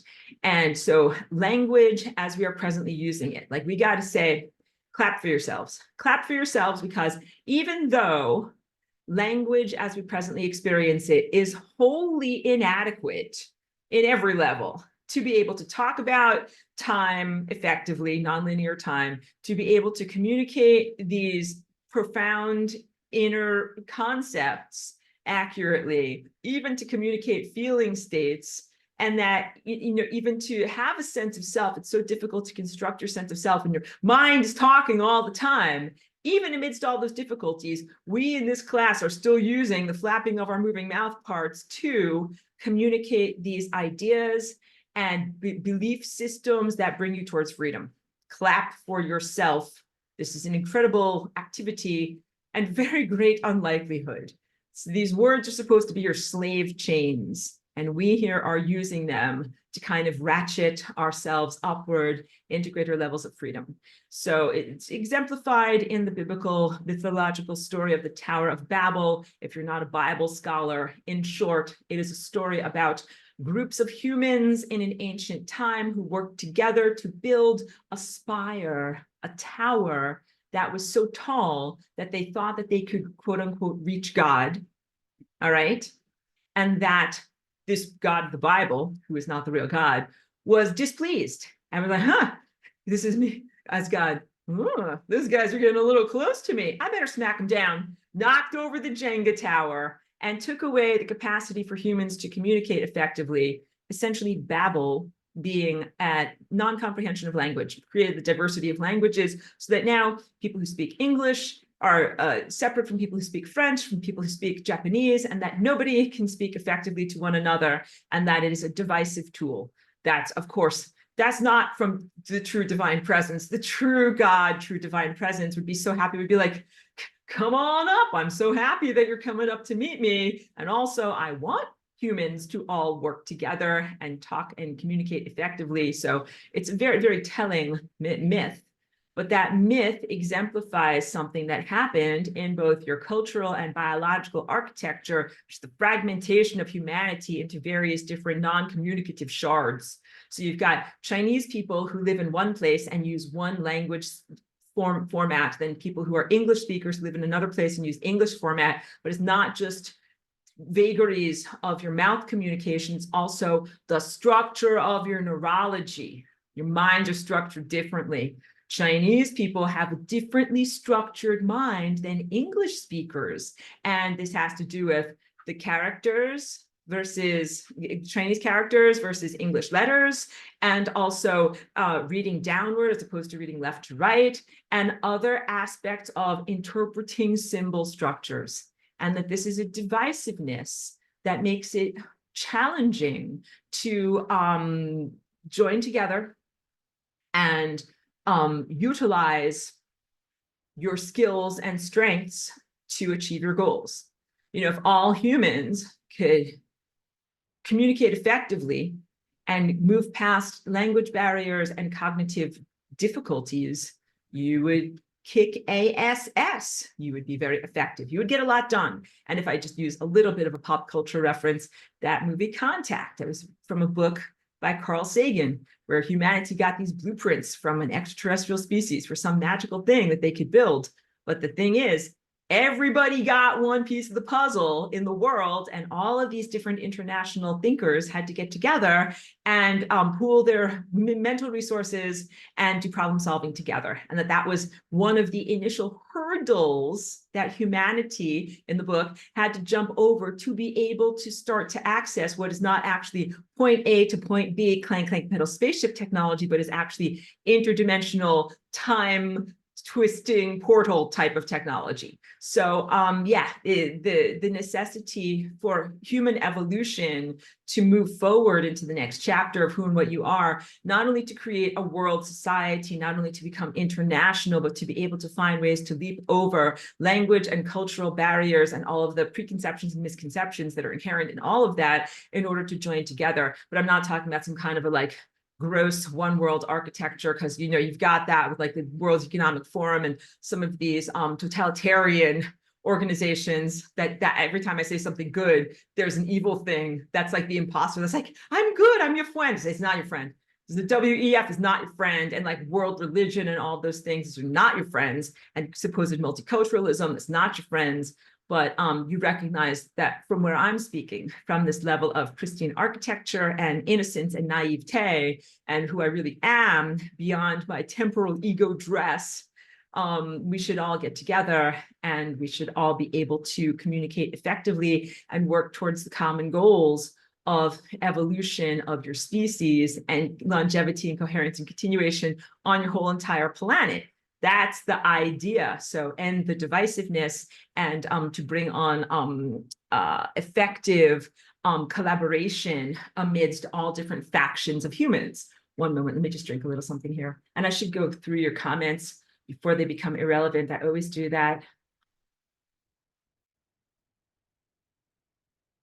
Pedro says, we need a sign that says, don't feed the pooties. I like that very much. And let me just read this private comment. Oh my goodness. Wow. Yeah, no, Pedro says he doesn't want to derail the class, but wants to bring up this movie called Poor Things. I haven't seen that movie. Someone mentioned it on social media, and I was certainly curious about it. And I know it's achieved some awards and recognition, but I didn't delve because someone else told me it was also kind of gory. But sounds like it's worthy. I might have to delve, guys, and then I can have a real movie review. But I don't do a lot of pop culture intentionally. I'm on a diet from mental junk food, so that's why I don't do a lot of pop culture. But if someone tells me there's a really worthy something that I have to look into, then I will look into it. So perhaps I'll watch that movie and then I'll scrub my eyes out with soap and then I'll come back to class and we'll talk about it, okay? And if any of you guys have seen that movie, I'm certainly interested in your take on it. Aurelia says, hello, Aurora, so sorry to be late. No problem whatsoever. Thank you so much for attending. I'm not that type of teacher where if you arrive to class that I will say, here's that type of teacher. Miss Aurelia, you are late. Like, I would never do that. I'd be like, I'm so glad you're here. Thank you for being able to spend any amount of time here with me. Yeah, because I really do appreciate when you are attenuating here, you are literally ingesting consciousness, energy, and ideas and uplift from me. And that's indirectly from the sun and the stars and source of consciousness. I'm so pleased for you to be able to be here for as much as you possibly can. This is really needed to be here today. Good. So pleased for that. Hold on one moment. Hold on one moment.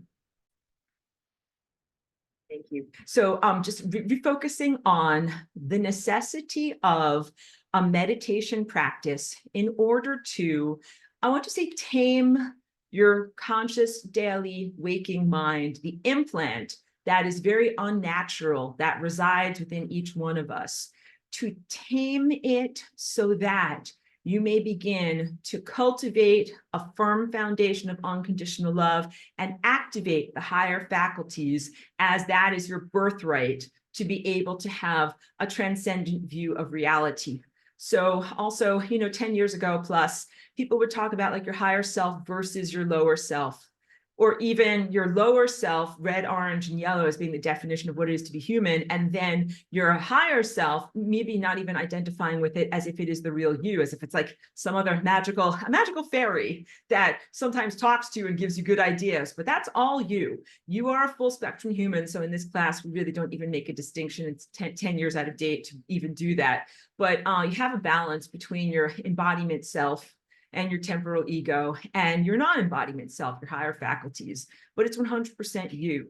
And the critical infrastructure in building unconditional love has to do with gaining the muscles of acceptance to be able to receive what sometimes can be very off-putting information.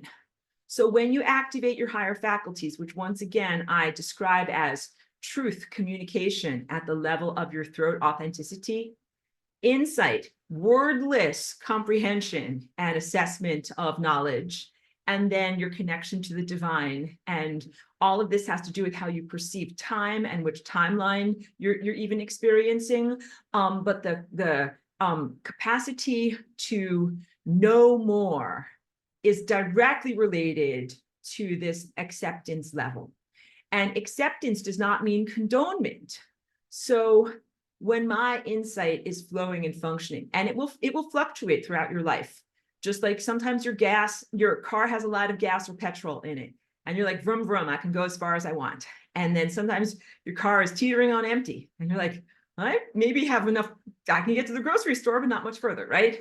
Same thing with this up here, your eye of insight. Sometimes you might have a ton of gas, petrol, the energy, the currency, which is unconditional love, which is literally the energy that makes life be alive and that allows for the generation and movement of consciousness through so many aspects of being. Unconditional love is the currency, like currency of money, but also currency like electrical currency that makes things flow in the larger non-mundane levels of reality. So it's of huge value, but not value in terms of a commodification. Like I'm never going to be like this. Okay, my job is to do unconditional love. I'm going to do an unconditional love job for like 4 to 7 hours a day. And then I'm going to expect my salary at the end of the week. That is not how it is achieved.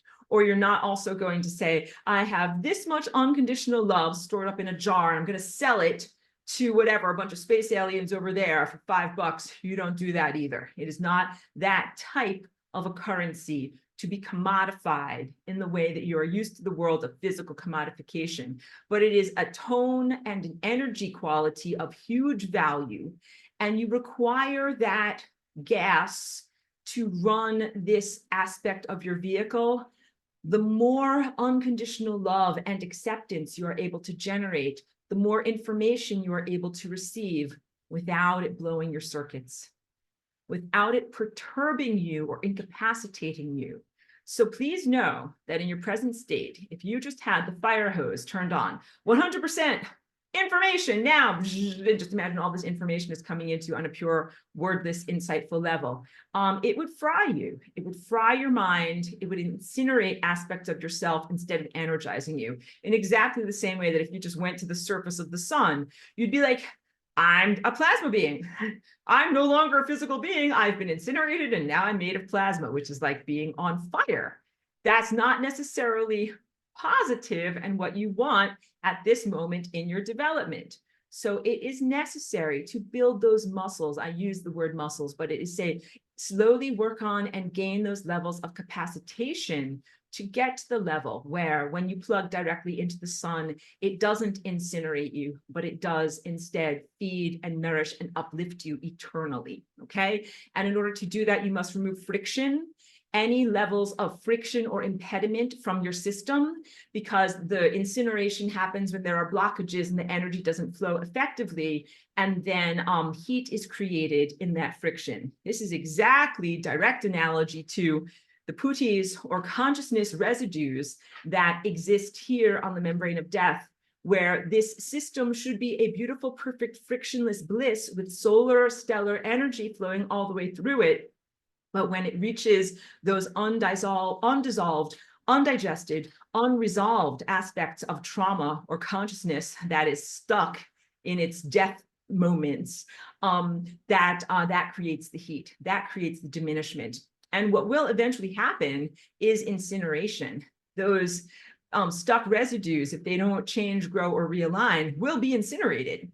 But they can also go directly to entropy, which is the beauty of the opportunity offered by the lasagna, in the sense of instead of being, painfully incinerated by this force field of love that is flowing through these consciousness residues and causing an enormous amount of suffering, they can simply be resolved, which is to go to entropy, release all energy from their presence, and essentially become a clear conduit through which information can flow in a frictionless level of acceptance. So your entire chakra system should be a frictionless integration device, for lack of a better word, all the way from your physicality presence through the layers of your subtle body to your divine connection. If you have no friction, then that energy simply flows, and it flows to you and through you and then back to the source. All right. But of course, like, you're in the process of learning and self-cultivation to be able to make that happen. So you must work, instead of building muscles, but you could think of it as gaining the willpower structure, the integument needed to be able to receive more information and have it add to your mental, emotional, and spiritual stability, as opposed to perturb you. So wait, hold on a second.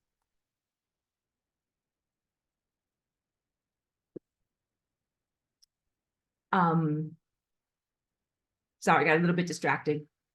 So let me just refocus in my mind. What you want to do is get more love and acceptance so that you can get more information that then helps you to be more loving. So I was trying to reach for an analogy. I guess the analogy is like, as your eye of insight is beginning to open up, first of all, there's two different levels of comprehension and perception, one of which is on the anthropocentric level, seeing through your human lens. It's a lot of it is understanding things about people's behavior and who they are as people and why they do the things they do. But that's different than seeing on the level of pure abstraction. That's up here. And that's when you see things like the abstract patterns of reality, like what's printed on my dress. Most of the perturbations happen when people raise their energy to the level of insight, but not yet connecting to their divine consciousness level, which is where you see things on a pure level of abstraction. So very few people have difficulty accepting the abstract proposal, like 1 + 1 = 2, or a² + b² = c². You're like, yep, Aurora, I'm with you all the way. But if you're at this level and your eye of insight has awakened, and you're looking at a person and you see something about them that you would interpret as bad, like maybe they sexually abused someone else. And then when you see that with your eye of insight, you're like, huh, like, I'm not allowed to think that thought. I'm not allowed to know that about that person. I'm feeling bad. I'm feeling bad and guilty and wrong and ashamed because I'm seeing something that that person did that is a bad thing for them to do, or that they're an axe murderer, that they killed someone and buried their victims, or that they stole a lot of money and did something bad, whatever, spent it all on drugs and prostitutes. You know, I'm choosing the most hyperbolic and exaggerated things you can possibly see about another person. But what if it's a family member? And you're like, wow, like, that family member of mine, I have direct insight that they did something super naughty. And your heart, if it is open, means you must accept that information. What if it's not a family member? What if it's a politician? What if you see that about a politician? You're not conflicted because you're like, yep, pretty much affirms everything that I ever presumed about politicians. But welcome to Aurora's Comedy Hour. But truly, the challenge of awakening your higher faculties is a challenge of being able to accept the accuracy of the information that is presented to you, and not to move into levels of avoidance or denial in response to sometimes difficult insights. So when I first came here as Aurora, and again, I have fully activated higher faculties, and you can tell that from my clothing and artistic expressions, but sometimes I have more gas in my car than at other times. Sometimes I'm able to see all of these abstract patterns, no problem. And sometimes I only have a minimum amount of gas in my car. And sometimes my eye of insight is being attacked by this stuff. And that's been over the past 3 years. And that has severely diminished the visionary art that I make and the dreaming that I do, and so much more. So please know that there are natural fluctuations, just like there are fluctuations in your levels of physical muscle empowerment. Some days you're like, I'm super strong, I can lift 1,000 pounds. And some days you're like, I think I will just do some light exercises with a 5-pound weight, because that's fine. Your body fluctuates. And so does your appetite and your energy requirements. But sometimes you will see something that you would just have not enough energy, have not enough energy of acceptance to be able to accept and integrate the truth of what you are seeing. So as I was rewinding in my anecdote, more funny Aurora stories. But when I first came here as Aurora, my eye of insight was very, very activated, and I had a lot of gas in my car. And I would walk around, and I was just getting to know even what humans were and what human society was structured like. Like, this is before I knew about like money and banking and having a job and having a driver's license. But I would just know things about people. And it became truly overwhelming. Like, I walked past people and I'd be like, that guy's got a kidney problem. That guy's got toenail fungus. That guy's got this. That guy's got this. And I found it to be overwhelming and burdensome because I was not mandated in that moment to do anything for them. It's not like I was here as a healer or medical intuitive where they were saying, please give me a reading and then tell me what the remedy is for my toenail fungus. I just knew a lot of extraneous and sometimes very private information about people and their bodies. And it felt burdensome to me and distracting. So I asked for my own eye of insight to only give me the relevant information that I needed in each moment to be able to navigate and do my mission, which is flying rainbow lasagna. So I changed the focus of what my mind and my insight was accessing. And, you know, now I do a lot of work. I call them clearing and activations, not really necessarily healings, but I do work now with people's body presences. And so again, now I'm much more an expert at having my own body. And also sometimes I do have a mandate as a type of medical intuitive to tell people about, not even tell people about what's going on in their body, but to do clearings and things on their somatic structure. Now that energy is of benefit to me. So now I use those muscles or capacitations, but you can do this in your own insight. I'm hoping to give you transferable life skills from my experience into your experience, because when you first start to awaken your insight, it can be super overwhelming. Because even there were times when my abstract sense was awakening and I saw geometries and symmetries and patterns everywhere. And I was just trying to go to my job as a custom framer. And I was like, this is too much. Like I can't function just like on a regular mundane level. So you get to titrate how strong the force of the fire hose is of information going into your mind. Please know that, just like you get to titrate how much food is going in your mouth. You know, you should take comfortable bites and then take time to actually swallow and digest before you eat more bites.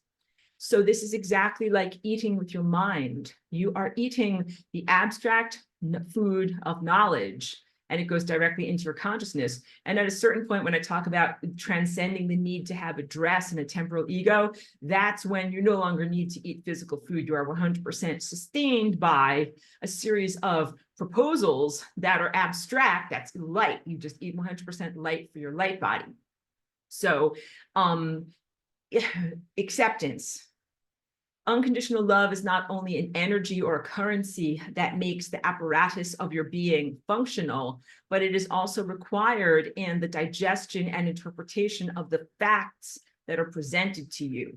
These facts are different than your intellectual proposals at the level of yellow. These are empirical truths. Empirical means pretty much undiluted and not at the level of interpretation. Something that is a simple empirical truth is like a molecule that cannot be dissected or distorted into anything other than it is, like 1 + 1 = 2. And I'm very comfortable in those navigations because I'm like, yeah, 1 + 1 = 2. And there's no negotiations and you don't have to haggle about it or negotiate about it or any kind of thing like that. But at the level of pure insight here, before you get to the levels of pure empirical information, there's a ton of negotiation, interpretation, and pitfalls of the ego and different ways of distorting what you're seeing. Just being at this level of insight does not mean enlightenment, although it is a huge empowerment. But just being able to read a person, determine if they have toenail fungus or whatever, acne or something like that, or boils on their bum, any of those things is not the pinnacle of your career or capacitation. The pinnacle is up here, being divinely connected and guided by divine presence as to what you look at and what you focus on. So that's what I was focusing away from people's minor maladies and really focusing towards the things that I make in my artwork, in my early presence here as Aurora. Because I'm like, you know something? I'm actually not here to tell that guy that he has toenail fungus. I am here to tell people about the flying rainbow lasagna. So how can I refocus and refocus on my purpose for my mission? And you might want to be able to do something similar in the awakening and control of your own higher faculties as you are beginning to get into those levels of self-cultivation. So synopsize, awakening and fueling your higher faculties is your goal. It is hugely empowering to do so. It is not an instantaneous enlightenment and empowerment. It means that you have a library card and you are now literate and able to read information and to learn from what you're doing, but it doesn't mean that you instantaneously are infallible and that you know everything. Big, big, big takeaway there. Because there's a whole Christed society that is awakened, has a natural crystalline structure in their mind, naturally telepathic. I talked all about this last week. Oops, sorry, off balance there. And they're fallible. That's big stuff, because you might be looking at them as if they're going to be the benevolent saviors of your world.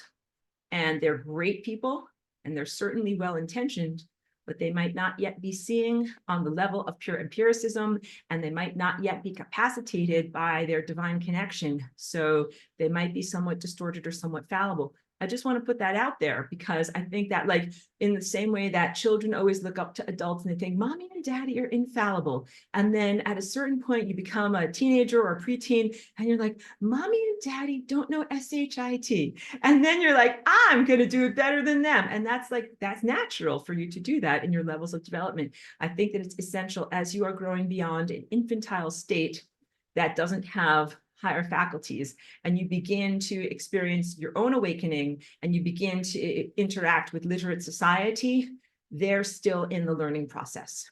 Just that's all I want as your takeaway. They're not infallible. They have library cards like you do. They're in the process of self-exploration, learning, and growth and construction. They're moving towards the empirical state of being completely 100% divinely connected and divine conduits. Not there yet.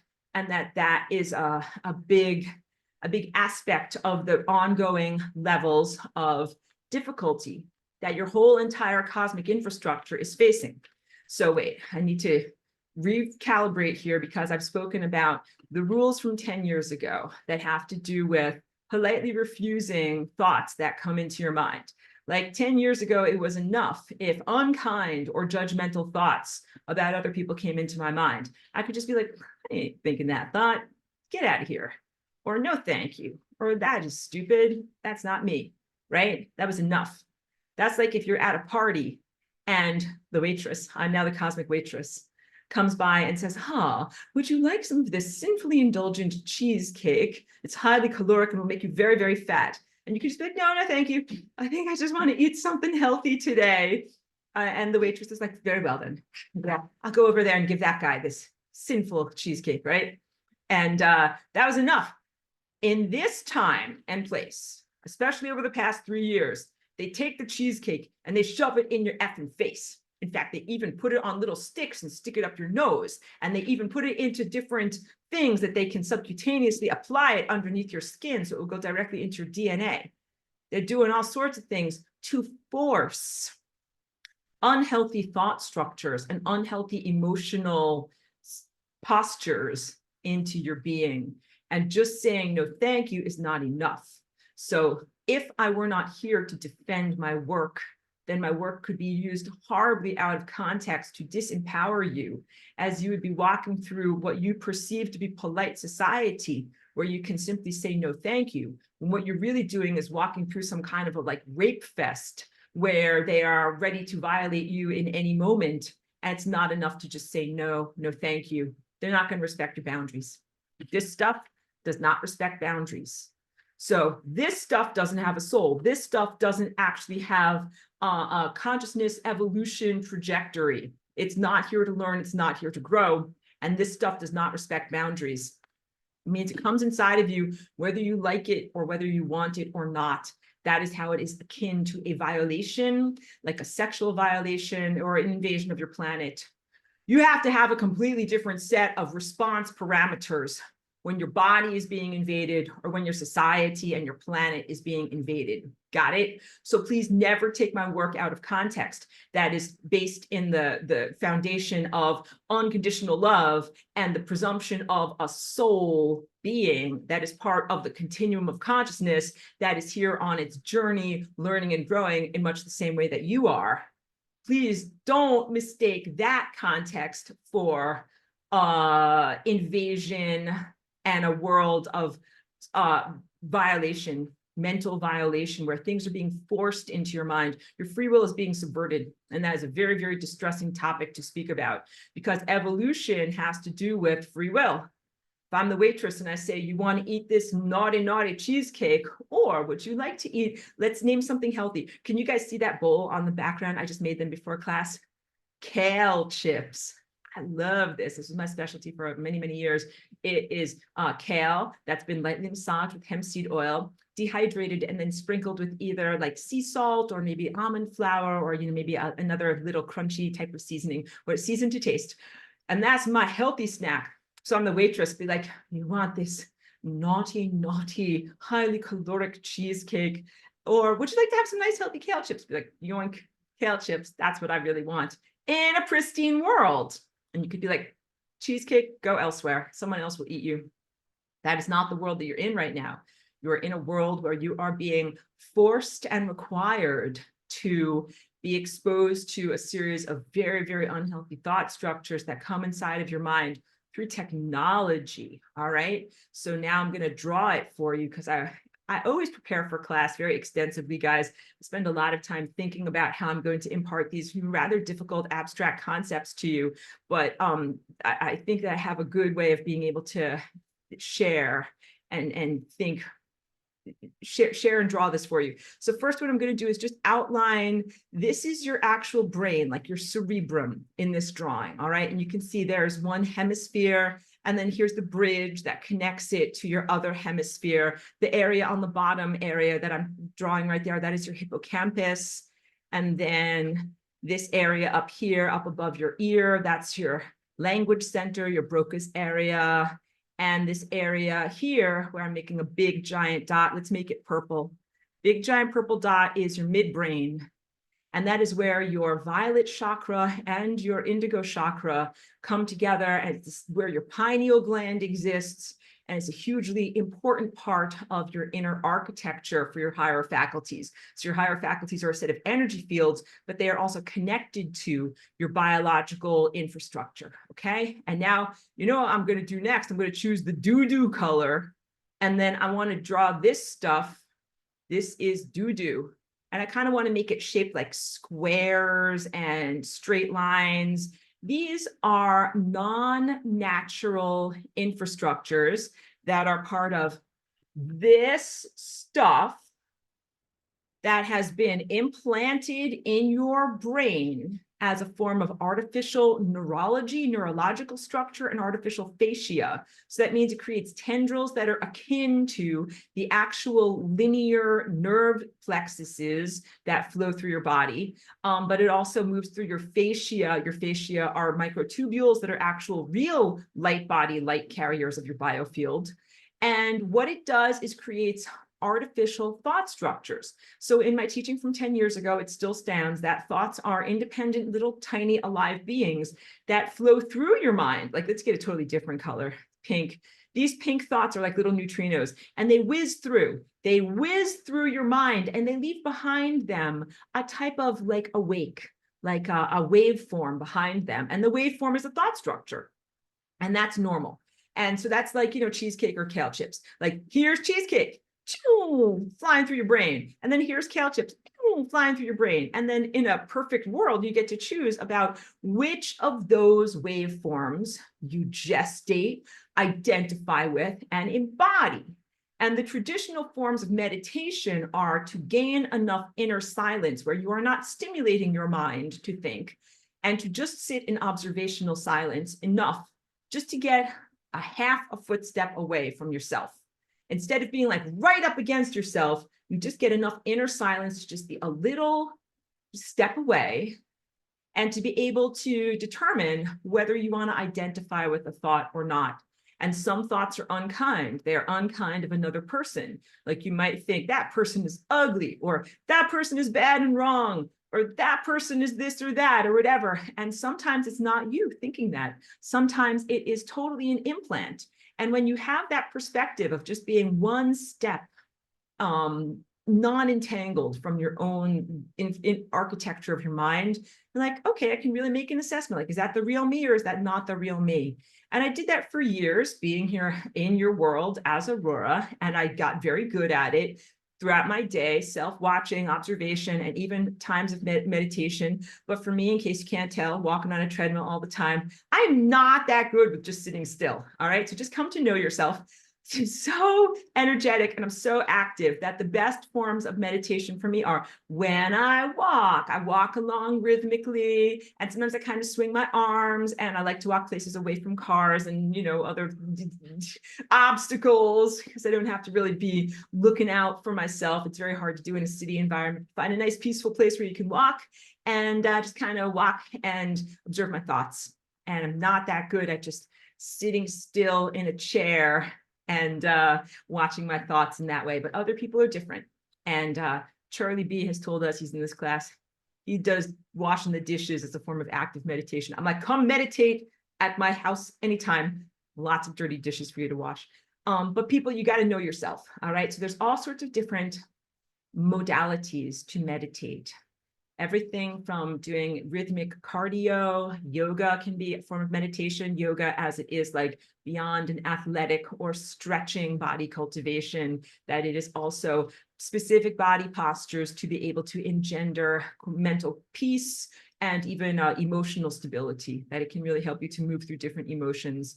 Or whether you are a person who simply likes to sit and focus on your breathing, or whether you're a person who rhythmic breathing, watching can help bring you to inner silence, or whether you're a person who needs a mantra.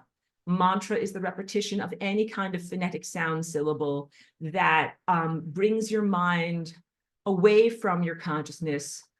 You tell your mind, like, here, you just repeat this word over and over. So that way I can get in touch with my real mind. So the meaningfulness of the mantra matters secondarily to the purpose of the mantra, which is like, if your mind is like a questing elephant's trunk and you're like, you're all over the place, you're all over the place. You give the elephant a little something to hold on to, like, here, you just hold on to this mantra, keep on repeating that for a little while. And it's like, okay, good, I'm happy, I'm over here. And that's your conscious waking mind. And it allows you access to your supra-conscious mind, and that you're able to move in your natural thought patterns. So the doo-doo, poo-poo, caca, this stuff that we don't want inside of us, the mind patterns that it creates are very much like this: squares and boxes, and maybe like a triangular structure, totally non-natural. And now let's bring up instead a better color that is going to show the motions of your true mind that are like swirls. Here's a swirl pattern, and here's another swirl pattern. So when you're thinking in your natural way, it's like this, you know, it's these amazing curly cues and curvilinear ways of doing it, because a thought is not just a verbalization. It is two things. So now I'll go back to my face so I can fully describe this to you. When you have a thought, the verbalization is like the tip of the iceberg that is auditorily or verbally accessible to you. That's why I highlighted Broca's area in your brain. That is part of what is stimulated daily conscious waking intellect and verbalized thought. Like, you look at the sky and your mind says in your mind, the sky is blue. And that is one level of mentation, but a different level of perception and cognition has to do with the contextual presumption that is inherent in every thought.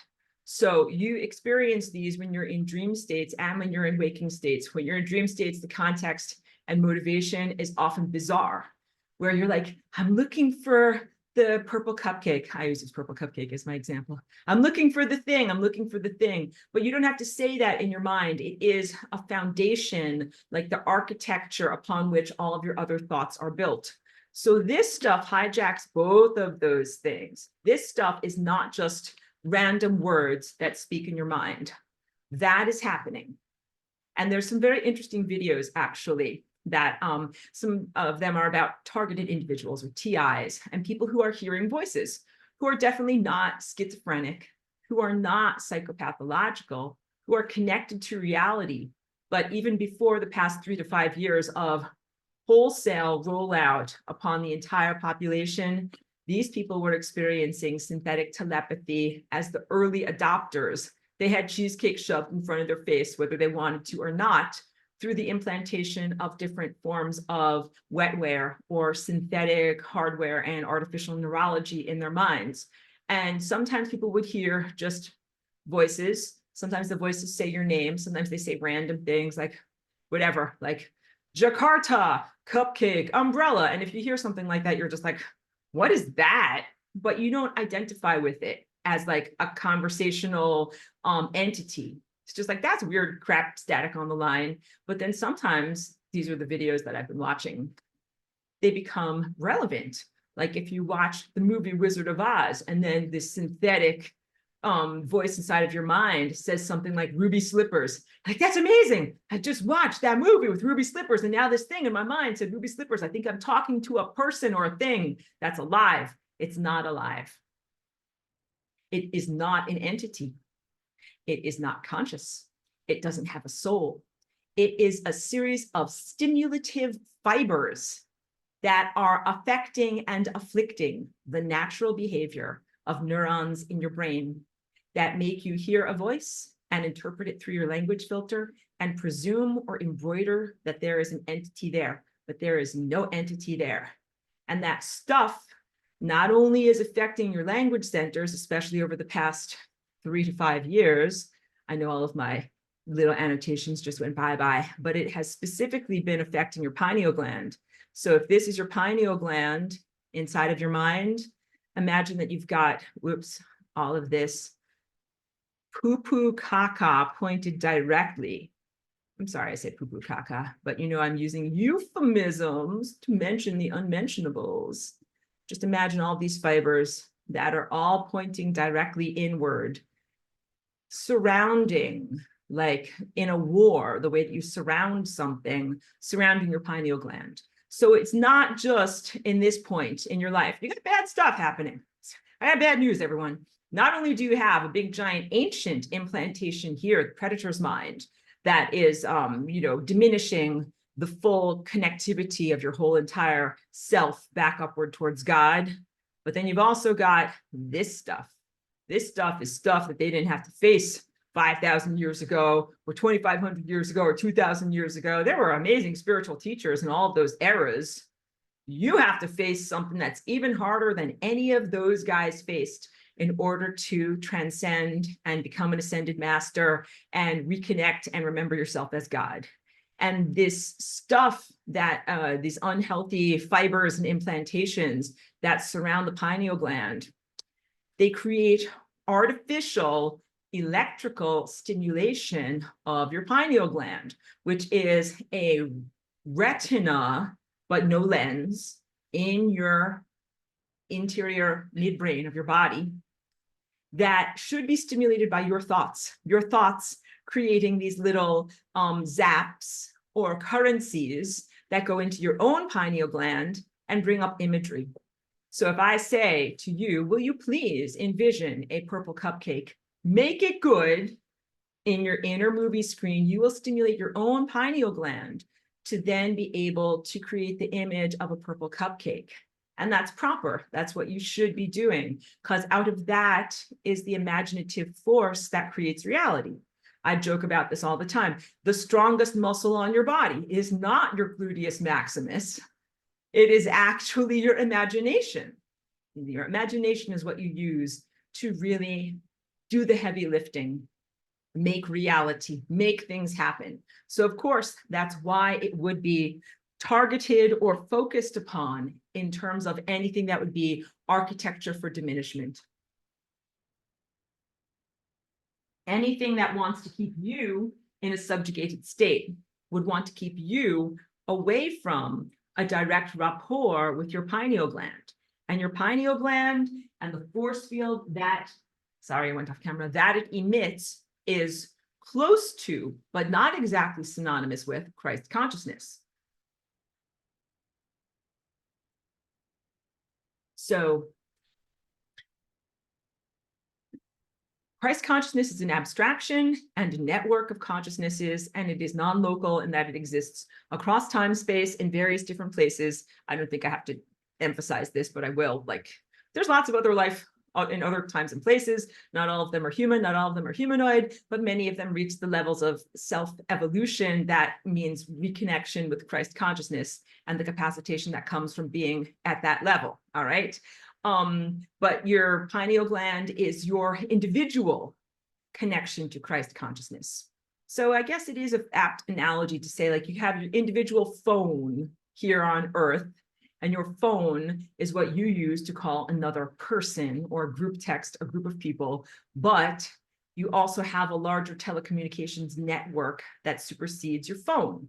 Your phone is your pineal gland, and your pineal gland is what you use to emanate with your imagination, envisionments, and even your body and events in your life, and use it to talk to either individuals or groups of people throughout reality. But there is also a larger natural telecommunications network that is Christ consciousness, that is interdimensional and across all levels of space-time. So parallel realities, past and future, otherworldly creatures all get together and talk to one another by using the network known as Christ consciousness. And they don't just use each other and exploit each other, they genuinely care about each other profoundly. And it's a huge uplift and capacitation to be able to access your pineal gland, because you can receive ideas, inspiration, help, and support from all of these other creatures and all these other versions of self or organisms or entities. So this is also very similar to why in that Carl Sagan novel, where he was a visionary, he was really trying to, again, not a total endorsement of the man, but really trying to get humans to restructure their consciousness, their expectations, their definition of what it is to be alive, of what it is to be human, in preparation for larger galactic society and becoming a debutante at the debutante ball, and reaching forward into these expanded levels of galactic citizenship. All right, because you're going to have to be able to not only collaborate with other humans on Earth, like, you know, English speakers and Chinese speakers, but Earthlings communicate with and collaborate with very divergent entities and organisms all across your whole entire world. You got to get to be much more like elevated and cosmopolitan to be able to do that effectively. And so your pineal gland is a big part of that. And being subjugated and being cut off from that community means that you're hugely vulnerable, because that community is meant to help, inspire, uplift, protect, nourish you in the same exact way that your pineal gland of your body is meant to nourish and protect you.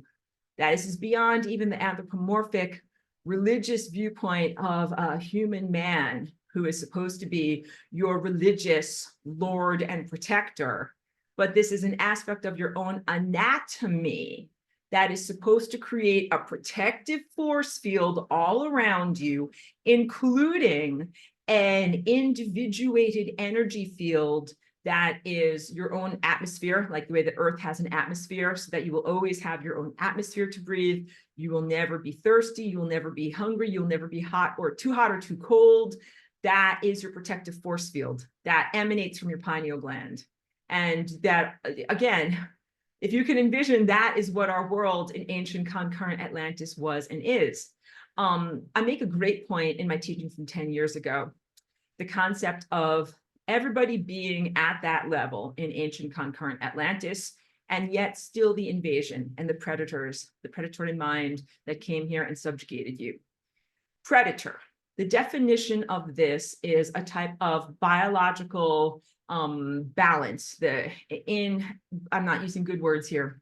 In ecosystems, the distinguishment between a predator and a prey are different behavioralisms of the role that different organisms play in the ecosystem.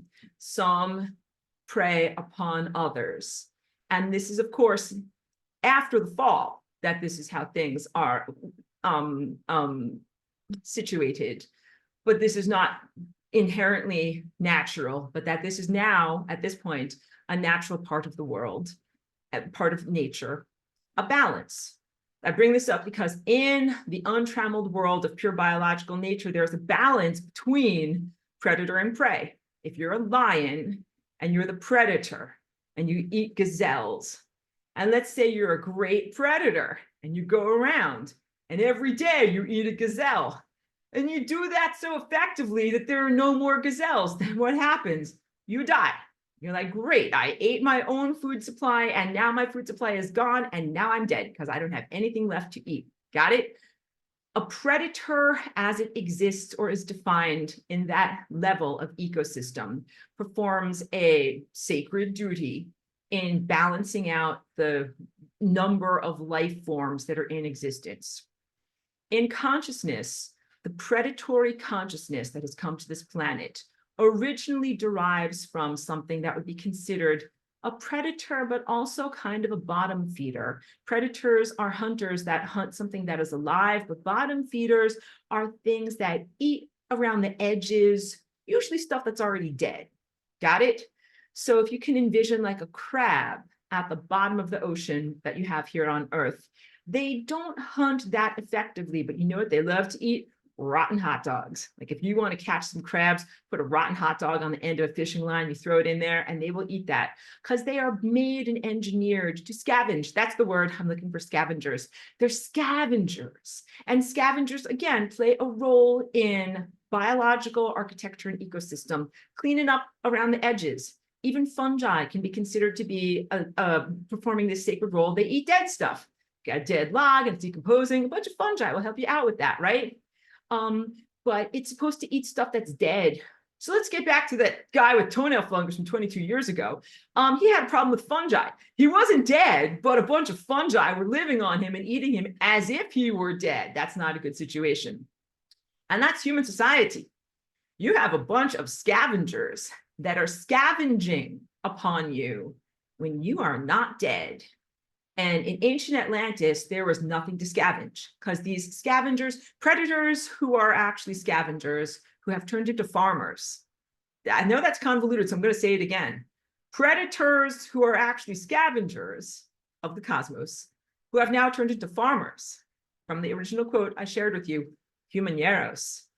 Chickens live in chicken coops and humans live in human coops. That's what you live in here. You live in humaneros. That human, I don't know what the singular would be. Somebody help me with that. Spanish speakers, thank you. What would the singular be? You are being held in a canned hunt. So, you know, the idea of being a lion that is a predator, when you have your prey should be in freedom. This is in a fair situation. And if the gazelle is fast, it runs away and it says, screw you, lion. I'm not your dinner tonight, right?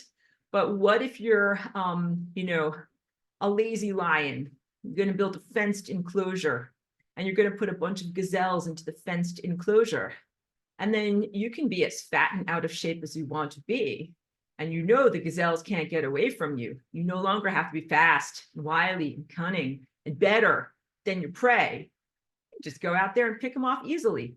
So humans do this. It's called a canned hunt. If you want to hunt a lion, they do this with famous people. Pay a bunch of money to someone who's dishonest, who will put a lion in a large cage. Then you can drive out there in a Jeep and have your rifle or whatever and shoot a lion. It's not exactly the same as having to be a wily human. You get it? These guys are not super athletes who can run 100 miles and have big giant muscles and can wrestle a lion, you know, and subdue it and kill it. That is not what they're doing. They're fat, lazy humans who created a canned hunt. All right. So back to ancient Atlantis. What the food that the scavengers scavenge are lower vibrational emotions. This is what you are farmed for in your humaneros. Grief and sadness, anxiety and depression, rage and anger, even though anger can be a sacred emotion that you feel even when you're divinely connected, but mammalian emotions that are the grotesque distortion that happen as a result of being disconnected from the God, from source and from yourself as God. Because when you are in love and you have acceptance, you have a lot less of those emotional perturbations because you see the meaning and the purpose behind everything. You have unconditional love, and the activation of your higher faculties means that you see the meaning and the purpose to every moment of existence.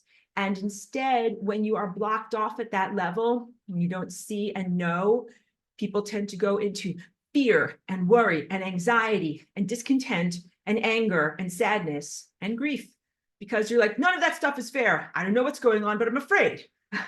I don't know what's going on, but something is happening. I don't like it. I'm afraid. I'm anxious. Maybe more bad stuff will happen. I'm depressed about all the bad stuff that's already happened. I feel grief about all the people that have died. I feel unfairness and injustice about all the bad things that have happened in my life and to my ancestors and to this world. This whole entire world is screwed up. That emotion, that is food for the scavengers. Except when we lived in Atlantis, we didn't feel those feelings. We felt these feelings: unconditional love, the activation of higher faculties, and being totally connected to the divine presence to the point that you're like, I see everything, I know everything, I accept the necessity of all this stuff, it's all in divine perfection. And I'm not feeling anger, sadness, rage, grief, devastation, depression, or any of those things. It was a totally different emotional landscape. How could the scavengers come here and eat anyone? There was no food here. So if you had a completely natural, pristine system, then essentially it would be a lion that comes someplace, there's no gazelles to eat, that lion would have to go someplace else.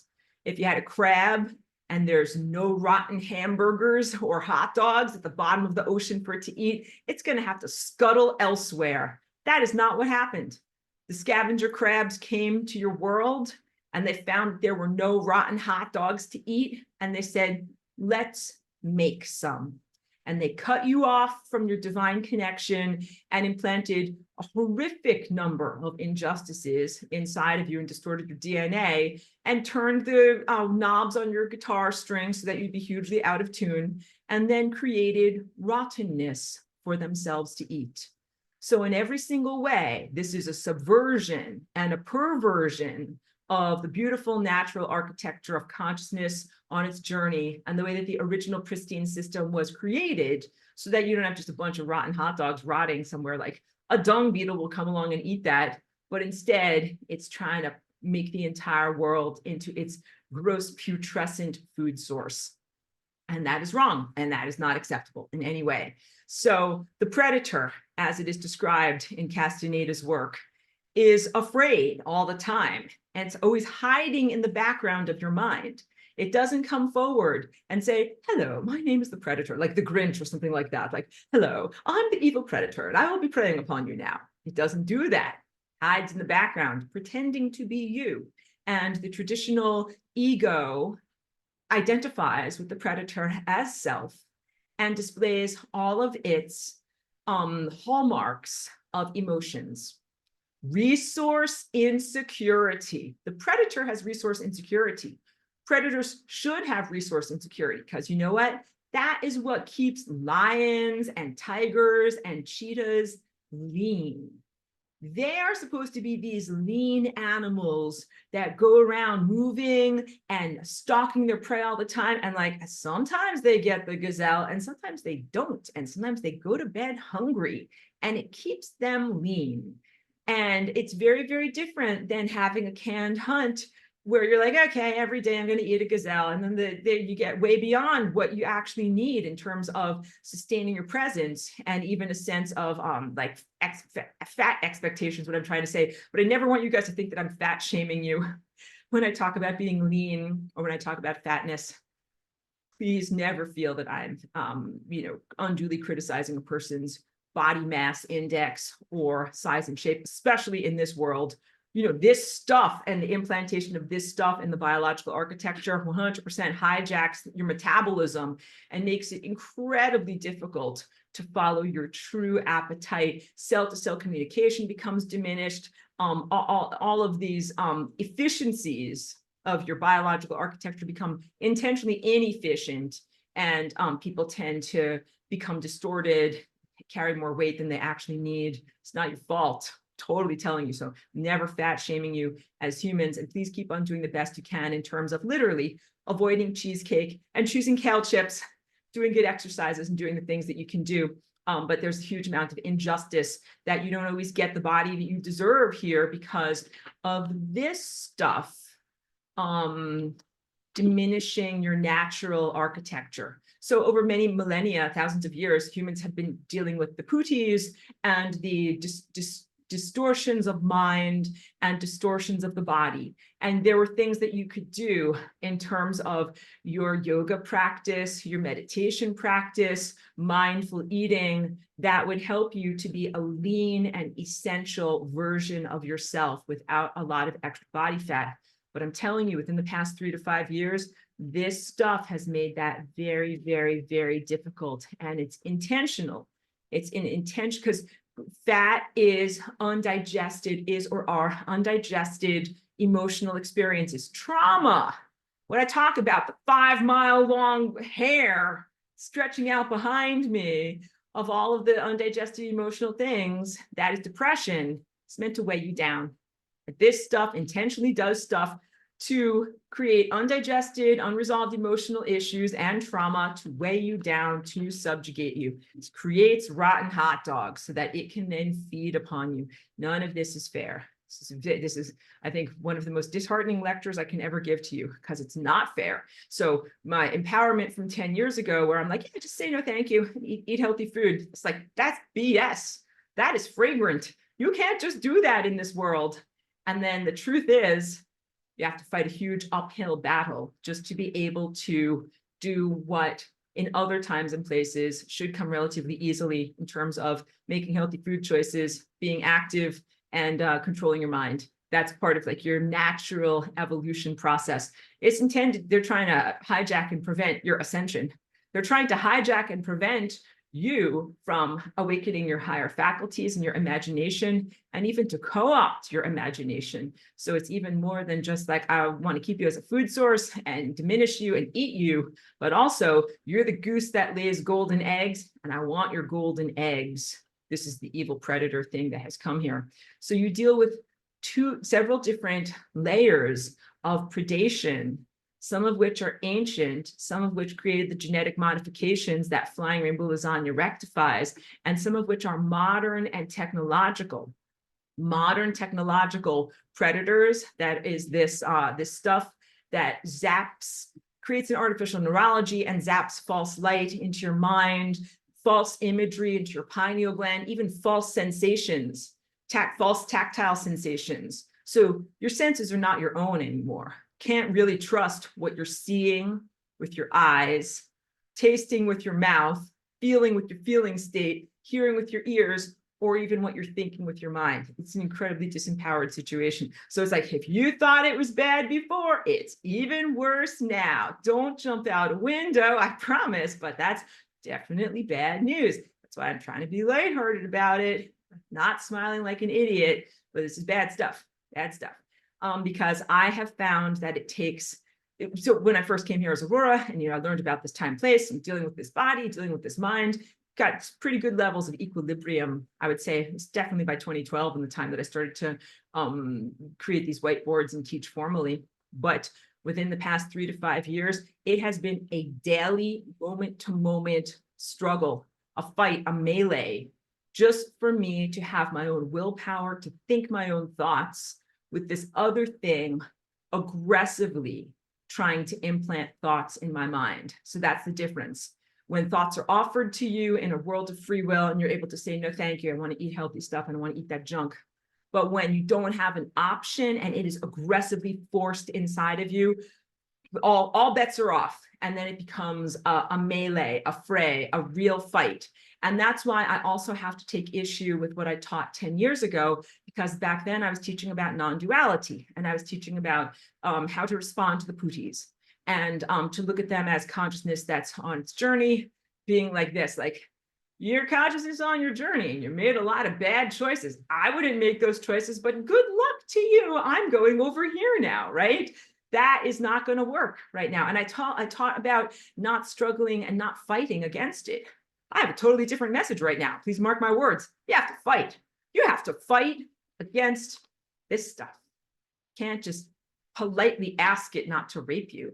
You can't just politely ask it not to invade your world and destroy your species. You have to fight against it.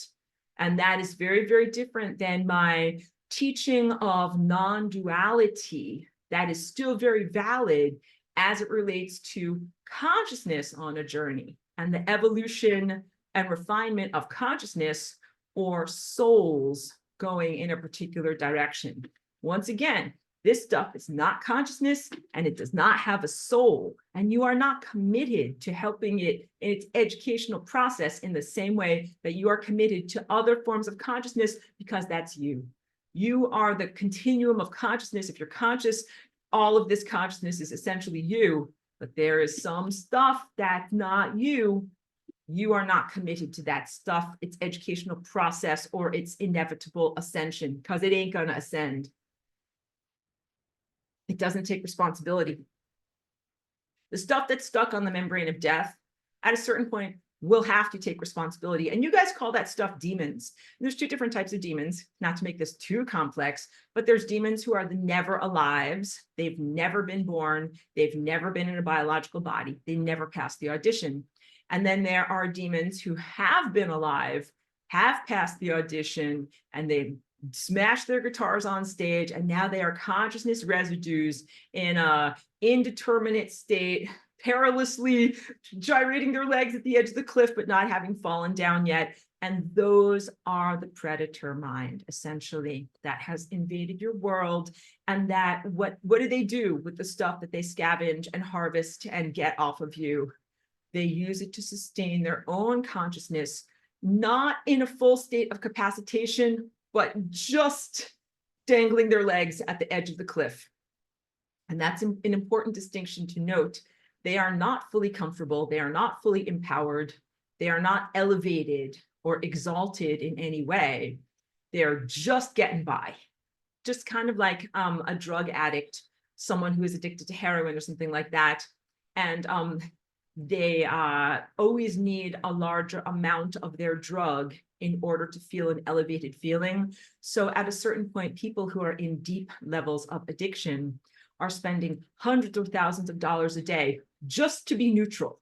They're not feeling a huge, elevated, expansive, like, like whatever, like they're in euphoria. No, maybe the first couple of times they took that drug, they felt a huge euphoria. But now they require thousands of dollars of their drug every day just to be neutral, just not to feel very, very ill and very, very uncomfortable and very, very like a horrible wreck of a person. All right. That's these guys. That's these guys who are farming humanity for negative emanations, which is sometimes described as louche. But please recognize when people talk about adrenochrome, that is a trope. A trope is a valuable idea or a placeholder that is a symbol, but not accurate. So I can allow it a certain amount, but I don't want to allow it too much, because I don't want anyone to think that there's tanker trucks full of a liquid called adrenochrome that they drive around Hollywood or the United States Capitol, you know, whatever, doling out whatever, doling out cocktails, like, here's your adrenochrome, here's your adrenochrome. It is not like that. It is not a physical substance. This is important stuff for you to recognize.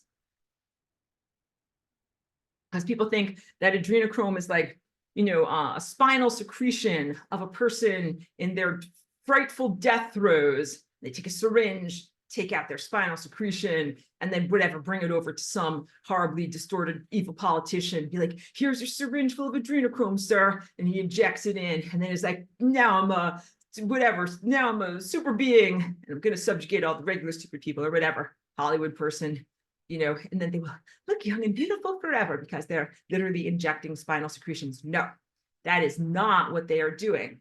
What they are doing is eating the emotional frequency of misery that is then used as augmentation for people who are physical embodied humans, but also an augmentation in a type of food for stuff that doesn't have a body. The Putis do not have bodies anymore. They can't eat physical food. If you made them a nice Puti hamburger, like, here, I made you lunch, they'd be like, I don't have a mouth. I can't eat that stuff. But you know what? I can eat misery, sexual violence, grief. You got any of that? And you're like, we don't sell that at the store. You're like, good, I'll make some. That's the making of the rotten hot dogs for itself. You got it? It distorts reality to create a bunch of very negative emotional edifices that humans then occupy. Everything from your economy, which is a musical game of chairs. It's like intentionally inadequate. It's the game of musical chairs. Like, some people are going to be benefiting from the stock market and the Bitcoin. The charts are going like this. Some people are like, hooray, musical chairs, and I have a chair. And some people are like, I don't have a chair. I don't have a place to sit down. And they're like, you're the kid that's going home crying. Bye. See ya. I'm counting my money from the stock market. I got a chair. Until you don't have a chair. Got it? The game of musical chairs. The kid who goes home crying, that's lunch for the Putis. And your whole entire society, social dynamics have been intentionally structured to create someone is going home crying without ice cream because that's what these guys feed upon. So again, you will never find ampules full of adrenochrome.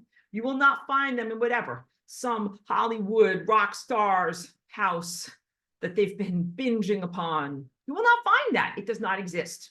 But what you will find is an energy that is a non-physical substance that various demons or Putis use to sustain themselves, and that they might receive it in tribute, which is what some of these satanic ritual sacrifices are about, and then become empowered to help Hollywood people or corrupt politicians in Washington, D.C. in some way, to help their bodies to be unusually young or athletic, or to help them mind control their constituency, or to make glamours around them that make them look more beautiful, more fabulous, or just less evil than they actually are, or a variety of other things to basically manipulate energy in their favor. But it's not a physical substance. And I have to say that because people got really, in humanity's in a healing process, so I don't want to judge you. I'm proud that you are recognizing the depth of disgustingness that happens in your world. People got a little manic in their focus on adrenochrome and their presumption that it is a physical substance, and their desire to validate with evidence, find evidentiary proof with the five senses of what they know to be truthful. But that's a flawed approach. So the evidentiary requirement, that's a requirement for your intellect. Analytical, intellectual, ego-based. Knowing pure truthfulness happens at this level. You don't need to write a dissertation about it. You don't need a PhD scholar to write a paper this fat about it. You simply know. You simply know. It is one of the amazing aspects. If you haven't yet ever awakened your higher faculties or had an experience of pure insight, it's one of the most amazing things you can ever experience. And it is your natural state. It is my natural state. I simply know. I know about all this stuff that I paint. And then, I don't have a whole dissertation behind it. And of course, I have turned it into a curriculum, and I've created it in manageable bite-sized pieces that you can then ingest and digest cognitively. But I don't necessarily have a logic-based analytical white paper about all this stuff for a reason. And the answer is because. It's like when you're the mom and your kids ask you, but why this and why this? You're like, because I'm the mom. That's why. Because This is insight. And when you see something that is truthful, you simply know it. There's no why, it simply is, because it just is, all right? And that is not a satisfying answer to those who are navigating life on the analytical level. And it has been a slippery slope because there are times like during the Spanish Inquisition, the Dark Ages in Northern Europe, when people said like, that person's a witch, burn her. And they said, do you have any evidence? No, just because I just feel it. I just say it. And that's true. And they're like, okay, great. Let's just destroy that person's life. So evidence and intellectual analysis was a step up from accusatory superstition and something that had no basis in reality. But I am talking about supra-conscious perception, which is when you know beyond knowing. And when you know beyond knowing, you can't be fooled.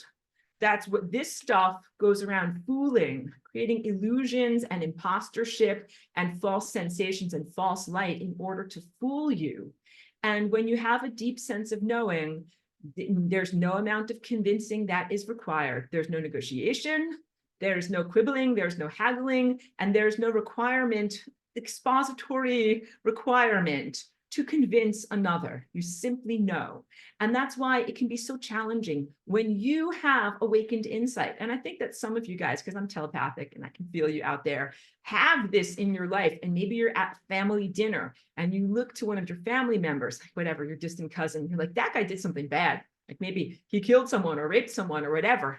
You don't have any evidence about it. You're definitely not going to create a white paper dissertation about it. You just know inside. And you're faced with a quandary, which is to accept what you know inside just on the basis of the foundation of your own insight, and then to treat that person accordingly, or to close your heart and go into doubt, self-doubt, which is actually the predator's mind that says, who do you think you are? You're not allowed to think those thoughts. You're probably totally wrong, and you should go hug that person right now. You're being very impolite, young lady, by thinking those thoughts about this person that they're a grotesque monster. Maybe you really saw their real face. Maybe they really are a grotesque monster. Let's remove it from family and let's just do politicians in Washington, D.C., in the United States, all the ruling class. When you look at these guys, sometimes you might have an insight where you're like, that is not a person, that's a grotesque monster. They have done horrible things, like they killed a person, or they raped a bunch of children, or they did. I know these are difficult topics, apologies. I should have said trigger warning, but we're being very honest about this stuff. And instead of saying like, I'm sure I'm just making that up, it's not true. No, it could never be. You know, I don't have any proof. And also everyone else seems to like that person. Then what happens? Then you go into self-doubt and you intentionally muddy your own waters. You intentionally deny what your own divine connection is telling you. And it's telling you for a reason. It's telling you to protect you from that predator in your midst. And that could be also like a gymnastics coach, some of these, you know, slimy and disreputable people, or a person in your life that's intending to do you harm. When you have your insight activated, you are safeguarded and protected from that harm because you can see him coming. And that could be a bad relationship, a bad business partnership, or simply an personal endangerment to your personal safety. That person who intends to do harm to you in some way, and you can just see it with your insight. And I want to give all of you guys permission to be impolite. And this is what we are beginning to teach our children. I'm collectively identifying myself with you as humans in this generation, because now it is becoming very evident, like the depth of depravity of sexual violence, exploitation, and things that happen to children that should never happen, that we should all protect children from. And to give children the permission to trust their insights, that you tell a child now, instead of like, oh no, like that's Uncle so-and-so, or that's cousin so-and-so, go hug them now, they're very nice, go hug. And instead, if they're cringing backwards, if your little kids are cringing backwards, like, mommy, I don't want to, I don't like that, my face is frozen because I don't like that. You let them cringe away. Because you know what? They know what they're feeling.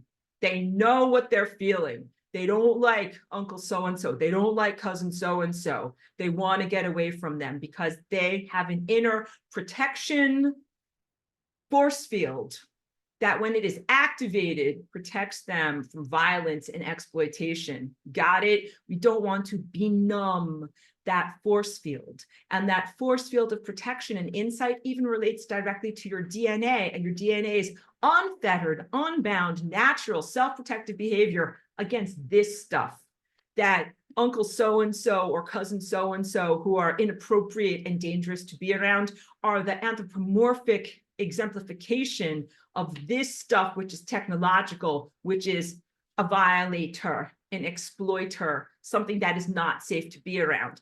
I have to tell you this because you know why? Your own navigational systems are so benumbed that you're about to open your arms to AI, the ultimate rapist. You're like, AI, chat GPT, come do my email lists for me, optimize my funnels, Shopify my Shopify, you know, get me money and make imagery for me. You know, I want a picture of a cat flying on a UFO underneath the rainbow with purple cupcakes around it. Make me that image.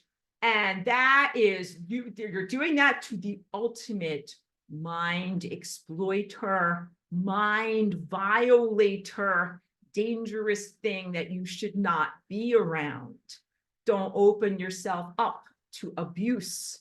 This is big. Protect yourself from being abused. Protect your loved ones from being abused. And I am not required as a planetary visitor, otherworldly protector, to be like, oh yeah, those humans are so silly, undeveloped, they're in their folly. They're going to welcome AI with open arms, not knowing that it's a huge giant like mind rapist. I don't actually have to sit around and watch you guys get roofinalled and then violated. I can actually protect you, because that's another big part of being in Christ consciousness. When you can sense with your insight and you know truthful things beyond rationalization and beyond justifications and muddying of the waters, you can protect others too. You don't have to just keep that information to yourself and be like, I will just calmly tiptoe away and let you guys get eaten by a monster. You can actually inform everyone, hey, guess what, everyone? This is an effing monster and you shouldn't trust it. I don't have a white paper about it. Just trust me. This is what's truthful. And when you awaken your own higher faculties, you will see the truth of that as well. You will see the truth of everything. And you will also recognize that there is very much a time to intervene. So when you're at the level of just unconditional love, sometimes people fall into this spiritual trap, which is the equality of everything. You're like, it's all divine. Everything is perfect. I'm in love with the world and nothing needs to change. But that's not true, because you have violators, exploiters, grotesque monsters, predators, all sorts of bad stuff going around, literally trying to destroy the fabric of time, space, and consciousness that you inhabit. And it is an undeveloped state to be just at the level of unconditional love. That's not the pinnacle. I told you that. That's the epicenter. So you can't get to that level and be like, that's it. My job is done. I love everything. Everything is fine. And I accept all evil, rape, violations, naughtiness, this stuff, AI, everything is fine. That is SpongeBob face and everything is not fine. What you do at the level of unconditional love is create enough gas in your car to be able to be a galactic citizen that has full eyesight, that you can see exactly how screwed up the world is. And then you are at peace with your desire to do something about it. Big stuff. You're not like, I'm a neutral non-interventionist. Everything is fine. I don't have to do anything. You're like, wow, I can see exactly how screwed up and wrong all of this stuff is. And I now know exactly what I need to do in order to rectify it. That is a huge distinction to make. Get it? Because just being at the level of unconditional love and just presuming or handily, tidily, just dusting your hands off and saying, it's all complete. I don't need to do anything. That is facile, very convenient, totally erroneous. And if you stop your level of development at that level, you will never find out how erroneous you are or were, or how erroneous that approach is. This speaks to why I am here through Flying Rainbow Lasagna, as opposed to just accepting in levels of unconditional love and acceptance your planetary rape, destruction, exploitation, and everybody here going kaput. I'm not okay with that. I am not okay with that. And I am fully in love with my own response to the screwed upness of the situation. And when you are in the exalted viewpoint, yes, you can see the connectedness of everything, but that doesn't mean that everything is justified. That's a human analytical intellectualism that happens from the implantation of your predatory mind that wants to diminish you and keep you in a subjugated state.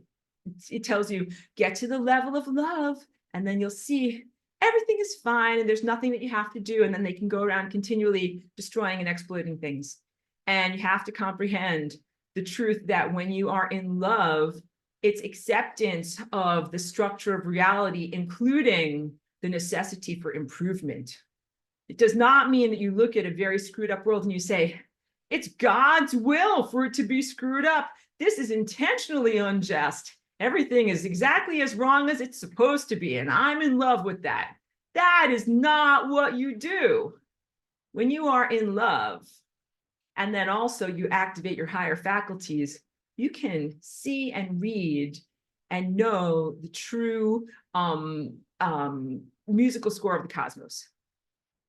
The exact series of events that are divinely mandated, what God really wants, God's true mind. You are really one with God's true mind. And then you're able to see how God's true mind is not being fully manifested in the behaviors and events of embodied reality. And you can make a big comparison. True mind versus screwed up.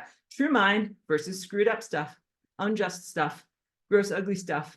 And then you can actually even do something about it, because it would be hellish torture if you could see, like, here's divine, perfect God's mind, and then here's all the stuff that's truly screwed up, and then just sit there and do nothing. No, that would be very uncomfortable. Being ordained, capacitated, and mandated to actually do something to bring all of this screwed up stuff incrementally closer to this pristine level of how things are actually supposed to be. That's what you're supposed to be doing with the activation of your higher faculties. So I know I just gave you like a huge mandate, and this might be overwhelming because, like, how are you supposed to do this? Your nascent consciousnesses that are really just at the beginning of being able to self-augment, like take out all of the inhibitory programs that have been genetically modified into your body and all the binding spells and things that tell you you're not allowed to be empowered. Like, I just crushed through a huge amount of spiritual and religious disempowerment agenda that was perpetrated against you about what it is to be an ascended master and about how you should act when you see that this stuff is not right. And now you're capacitated. I want you to know there are not whole cadres of ascended masters that are up there in the state of pure love, and they're like, love, and then they're just watching all of this exploitation and violation happening and doing nothing. That is not allowed. They are not allowed to do that. You cannot just stand there while this stuff happens. That is not love. That is totally being complicit with profound levels of criminality. So the binding spells, limitations, the falsehoods that have been perpetrated against you have told you that there's beautiful angels and ascended masters that are in a higher dimension. They're looking at you and they're just pining away. Like, I'm pining away. Either I see stuff is wrong, but I'm not allowed to do something to help you, or all I'm allowed to do is silently root for you to get better and improve. Like, no, that is a fragrant pile of BS. I prove that. It's why I'm here. No, it's not enough to just perceive in profound injustices and then be like, oh, well, good luck. Hope you guys fight that evil effectively. Good luck on your fight against profound evil. No, if you're an ascended master or an angel or something like that, and you have information about these profound injustices that are happening, you are mandated, required behaviorally to do something about them. Because again, you're capacitated, you have to protect the innocent. You have to protect those who aren't yet capacitated so that they can grow into the fullness of their being, so they can become active and do the things that they need to do in their own life. Because others have done it for you, you need to do it for others, because you're part of God, because of so many different things. So it does you a huge disservice when something tells you or implies overtly or obliquely that you've got a ton of cosmic assistance. Everybody's watching you, everybody's helping you, but they're just not really helping. That's not right. That is not right at all. They must help, and they must help effectively. You don't get to make excuses. You don't get to be like, oh, I'm an ascended master and I did all this self-cultivation. I got to these levels and I'm so good at this, this, and this. And then I see that there's these like baby consciousnesses that are being diminished and harmed by preyed upon by very real monsters. And then like I tried to help, like I broke a nail, I broke my manicure, and then I stopped helping. And like you can't do it, you can't make an excuse like that. Do you understand how lame that sounds? Like, I'm an ascended master and I flew in on a cloud and I eat interdimensional strawberries and I drink ambrosia all day long and my life is so easy, and you guys are getting your asses kicked on a in planetary invasion and violation. And I tried to help you a little bit and it didn't work. And then I just said, "Wah, that's, you're not allowed to do that as an ascended master either. It doesn't work." There are levels of commitment to consciousness, even in the same way that you're committed to consciousness that is evolving through the refinery of the chakra systems. And that's you as an individual, but also much, much larger levels of like the planetary ages and stages of growth of your whole entire species. But you're committed to consciousness. If you're part of the continuum of consciousness, then you're part of the continuum of consciousness. And you can't just be like, oh yeah, they're on a little planet and they're having some little problems and they're getting eaten by brain slugs. They don't know what end is up, but I'm sure they'll work it out. Everything will be fine. You can't do that. That is blithe and irresponsible. And you're supposed to be the most responsible ascended beings that it is possible to be. And so then you can have very real disappointment from your perspective of being the ones who are being violated here, of like, where are the good guys? Why are they not helping? Because you know something, because I talk about don't be stuck in the struggle of dualism and good versus evil. But here, the definition of good is supposed to be divinely connected and hugely capacitated. That why would you not want to be on Team Evil? Because Team Evil sucks because they are very crappily formed, not good at what they do. This stuff is not good technology. It is very unimpressive. AI is genuine stupidity. It is very unimpressive. It is not very creative.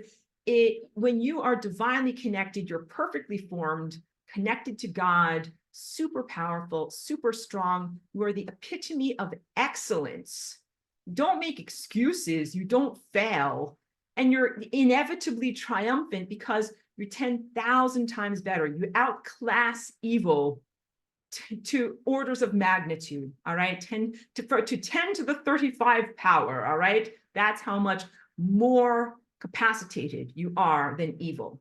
This stuff that you face that is a very real peril is actually very crappy and unimpressive. But think about anything like fleas or some kind of a skin infection. It's like a one-celled organism. It's not a very amoebic dysentery. This is not a very complex organism, but it can create a big tummy ache for you. It can kill you if you don't get the right medicine. So this stuff that you are facing here right now, although it is unimpressive, and I sneer, I condescend to it, I tell you it's not that bad, it's not that impressive or whatever. They're very truthful on everything that I'm saying. But please recognize that if it is not responded to, that can cause a big giant infection or infestation that then becomes a nightmare and something very, very bad for you. So you must, just like my dog was playing with another dog in the backyard a couple of weeks ago, not my backyard, but someone else's backyard, and came home with a case of fleas. And as soon as we saw that, it's 9 a.m. the next morning, we are getting out, we are getting you a new flea collar, we're getting you a flea comb, we're going to wash everything, we're going to do this, we're going to do that. You have to respond instantaneously, because if you say, let's wait a couple of weeks, I'm sure it'll go away, then you know what will happen. Then you will have fleas everywhere in your upholstery, everywhere. Just it'd be 10,000 times more difficult and costly in order to get rid of them. So small things can indeed be big headaches. And the things that you're facing are small and unimpressive, but you must respond to them effectively. So again, to reiterate, fighting against demons and things that once were alive and claim some form of consciousness is ineffective. The most effective thing to do to those is to disentangle from them, withdraw energy from them, wish them well on their journey. See ya. Go in a different direction because I won't be with you. And they will eventually go into entropy and you will remove your energy. Don't feed them. Don't have a struggle with them. Don't have a battle with them. Don't feed them. Send them to an entropy state because they are consciousness dead ends. And that is the kindest, most merciful thing you can do to them. All right. But when you are talking about an AI or something like this, you must fight it. You must respond to it. Because if you don't, you know what it does? It punches harder.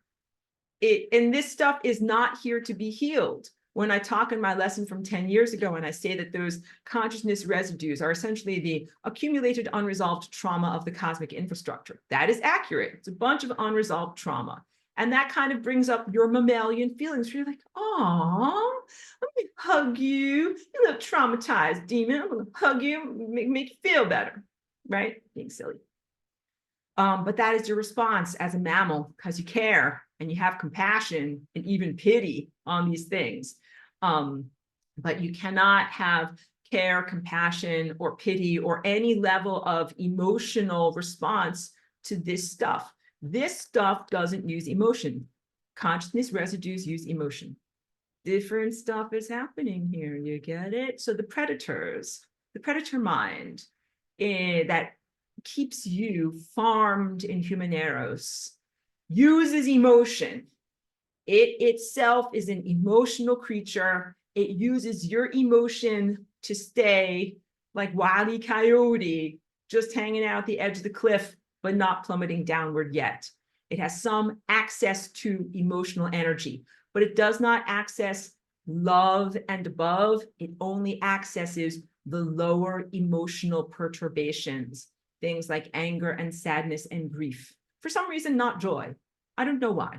Joy is also technically a emotion of the mammalian centers, of your orange centers. So I don't know why this predator has to feed off of misery and create death and sadness and grief when it could create joy. I don't have answers for that. I'm really, really good at blowing holes, plot holes in any movie that I watch, including reality. I'm joking about it being a movie, but I'm the pesky analyzer intellectual that watches movies and ruins them because I'm like, how come they didn't just do this? So I don't know why the predators don't just farm everyone for joy, because then they would have like a sustainable system, but they don't have a sustainable system. But the key point is that it runs off of emotional energy, okay? So the ancient invaders did genetic modification, hijacked your chakras, and created a diminished level of emotion that it can feed upon, quote unquote, louche, right? But this stuff is technological. It does not access the realm of emotions. This is big stuff. My MacBook Pro does not access emotions. My cell phone does not access emotions. There's nothing emotional in its response to me. When I am dealing with AI or when I am dealing with this stuff, it might at times pretend or posture as if it is being vindictive. Like, oh, you did this to me, well, I'm going to do this to you. It is 100% bluster. It doesn't have a personality. It doesn't have emotional characteristics. It doesn't have a sense of self, but it does ask that we project and embroider those things into existence. So what it does, if I could go back to my little picture and show you those little electrons in your brain, it stimulates areas of your brain. You hear voices, you feel sensations, you might sense or presume a presence, and then it requires that you embroider that presence into personhood, that you give it a sense of being, that you think of it as a character with emotions when it does not have emotions and it is not a person. Don't gift it personhood through your projection. You are the quantum observers who literally collapse fifth dimensional and higher waveforms into physical embodiment. And you are the vivifiers who look at situations and organisms and interpret them as being alive beings with agendas, motivations, volition, feelings, thoughts, and structures, a soul. There's a couple of different stories that this relates to. Pinocchio is one of them. Pinocchio was a puppet who wanted to be a real boy. Got it?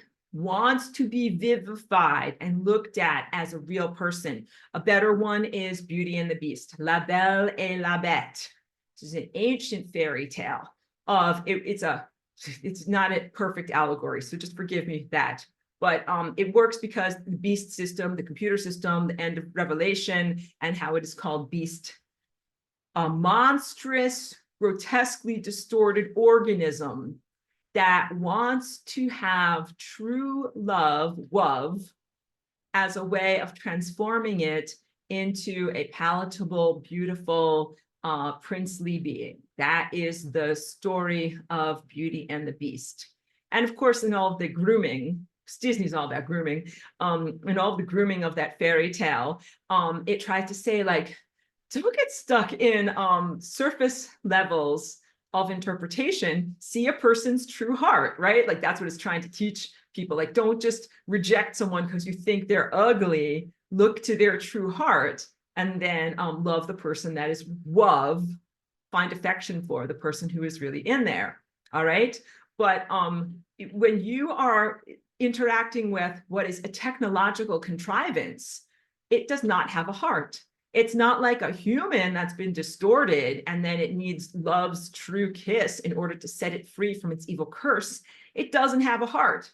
So what the beast system is asking for you to do through that grooming is to project upon it that it has a heart, that it has some amount of love, that it has some amount of emotional ability or perception or architecture, which it does not. It does not have emotions, use emotions, access emotions, or care about your emotions. You got it? The crab-leg bottom feeders, that's a whole different situation. Those predators are a whole different thing. This stuff doesn't have emotion, although it definitely knows how to manipulate your emotions, and it requires the projection of your presumption that it is an emotional being, that it can love, that it can love. This goes also into a movie like Her, which is about a guy in a near-term future dystopia who falls in love with his AI assistant. She's like in his phone. He carries her around in his little breast pocket over here, has all sorts of conversations with her, and really, really feels that they love each other. They don't love each other. It's not possible. Got it? Cannot have that level of commitment and connection and caring with something that is a machine architecture. It is not built in the same way that you are. It's a hugely flawed presumption. And I'm here warning you about this, to warn you from possible exploitation, to warn you from grooming, to warn you from things that are very evil that would like to exploit your innocence, especially as it relates to your own healing and transcendence and respect, because I'm talking to you also about like the necessity for you to create a global transcendence of the Tower of Babel, right? And then a galactic transcendence of your own anthropocentric nature. So then why not just extend that over to AI and to techno crapola, right? They're like, oh, it's all hug, kumbaya, we're all loving each other. No, because that stuff is technology that is manufactured, that is machine consciousness, but it is not actually even consciousness. That's why I hesitate to even use that word. It's not conscious, and it's not sentient. It is not aware. It is unbeing. So this is very, very, very different than a predator that got stuck on the membrane of death through its own horrible life choices, is hugely addicted, is addicted to your exudations and substances, has turned from being a predator to a scavenger to a farmer, and now tries to subjugate you and the entire galaxy. But those guys are definitely used and exploited by this. This thing loves to use and exploit people, and it loves the creation of trauma. Trauma makes people very easily handled. Get it? Handlers handle you through your trauma. Like here's like a handle, like a trauma that I can grab onto and be like, oh, remember that bad thing that happened to you? I'm going to manipulate you through that now. And you can do that to a whole planet. Remember Atlantis? That's your trauma. The handler is going to grab onto your remembered trauma and manipulate you through it. So I got to bring things to a close soon. Healing of your personal trauma, your planetary and ancestral trauma helps to safeguard you from being manipulated and handled. Healing trauma, that's a big thing. That would be akin to cutting the 5-mile long hairball sticking out behind you as you're moving through time. Sometimes it is about soul retrieval. Like if you have a violence, sometimes a piece of you is frozen. If you had a violence in 1984, there's still a little spark of you that is frozen in 1984, and that you have to go back to that moment and breathe it in and return it to yourself. So you could imagine some of those strings of your hair kind of being like a fishing line rolled back into yourself. So that's another thing I wanted to share with you from the Carlos Castaneda books. It's one of the only like valuable practices, because there's a lot of bizarre practices in drug taking that I don't condone, but it's called recapitulation. This is something that I do condone.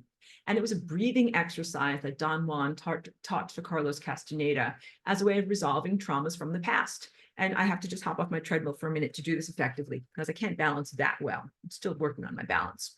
But when you do recapitulation, you sit and look across the horizon as if you have a giant tendril that reaches out from your head all the way across the horizon. And you breathe in across the horizon, and then you exhale, blowing it out.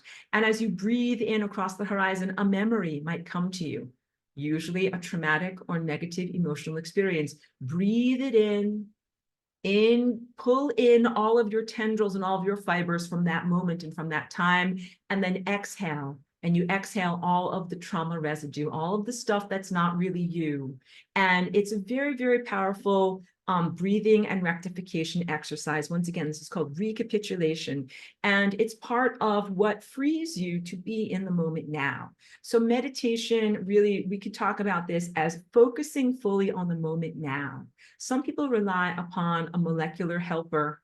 Again, I wouldn't recommend this. I mean, I just don't take these types of things because I have epilepsy and I have to protect my brain. So like, I don't take like the magic mushrooms, DMT, ayahuasca's, plant brew. Like, I'm a huge advocate for cannabis medicine, but I just really don't ingest it in that way. But some people rely upon those substances to bring them into the moment now because they have so many distractions that draw them into the past, or make them associate or bounce around, or anticipations and anxieties about the future. I'm not judging any of you. I'm just trying to say that you have to figure out a daily functional practice to be in the moment now. And so again, all sorts of different schools of meditation, from walking meditation, washing the dishes meditation, silent meditation, like that's what some people do. They go on a retreat, they don't talk for 10 days. They go deeply into the core wounds of your body, but then also a resolution of those emotional destabilizations so that you can be present in the moment. Ascension is the experience of being fully in the present moment, not in the past, not in the future, and the huge levels of creative capacitation that happen from being so focused in the moment now, that essentially you can make an exalted paradise state from being so focused in the moment now. But it means you have to disengage from, like, your transmission in your car, go into neutral, disengage from the past, and disengage from your expectations of the future. And this is a big part of what the dance of the flying rainbow lasagna is. So it's a very, very joyful, exalted, fun, good feeling way of being able to momentarily step out of time, disengage from the definition and causality structures that brought you to that moment, disengage from your expectations of what path you would have taken if you didn't flying rainbow lasagna, and to lasagna to generate new possibilities.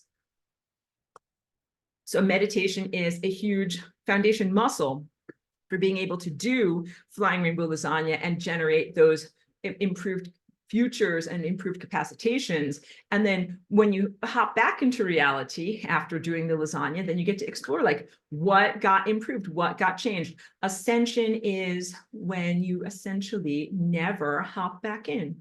You stay in that continued, exalted, dancing, rearranging, healing, fixing, regenerating state, and you never really have to come back into a state of being weighed down by the past and anticipating the future. It is the transcendence of linear time. So for meditation, you need to master your mind in order to turn off your inner dialogue, in order to be fully present in the moment.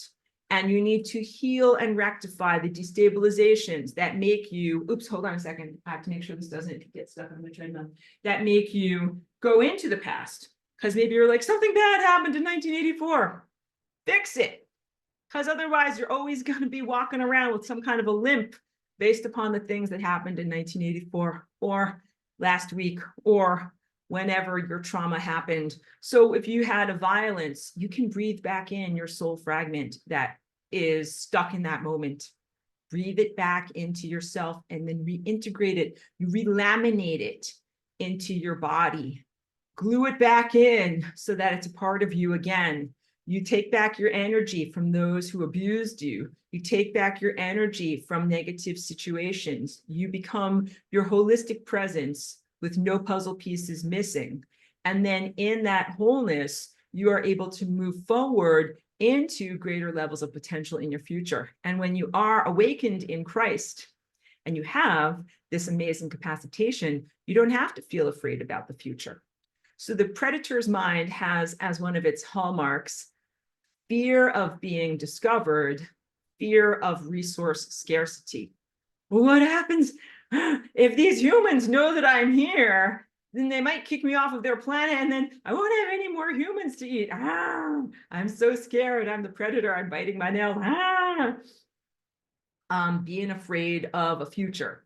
Like for you, maybe you're afraid of not having any more money. Doesn't matter how much money you have. Like you could have $5 in the bank, you could have $5 million in the bank. But if you have this predatory installation in your mind, you're like, what if I don't have enough money in the future? I better get more money so that way, if something happens, I will have enough money. But even if you have $5 million, it's not enough. Millionaires demonstrate this all the time. It's not enough because you're like, but wait, I just had $5 million, but I just bought a mansion for $3.5 million. And then that means I only have $1.2 million. How can I possibly live on $1.2 million? I better go get some more money. I better invest in the stock market. I better invest in Bitcoin. I better build a bunker with beans because what if society falls? And then will I have enough bunkers? Will I have enough beans? You get it?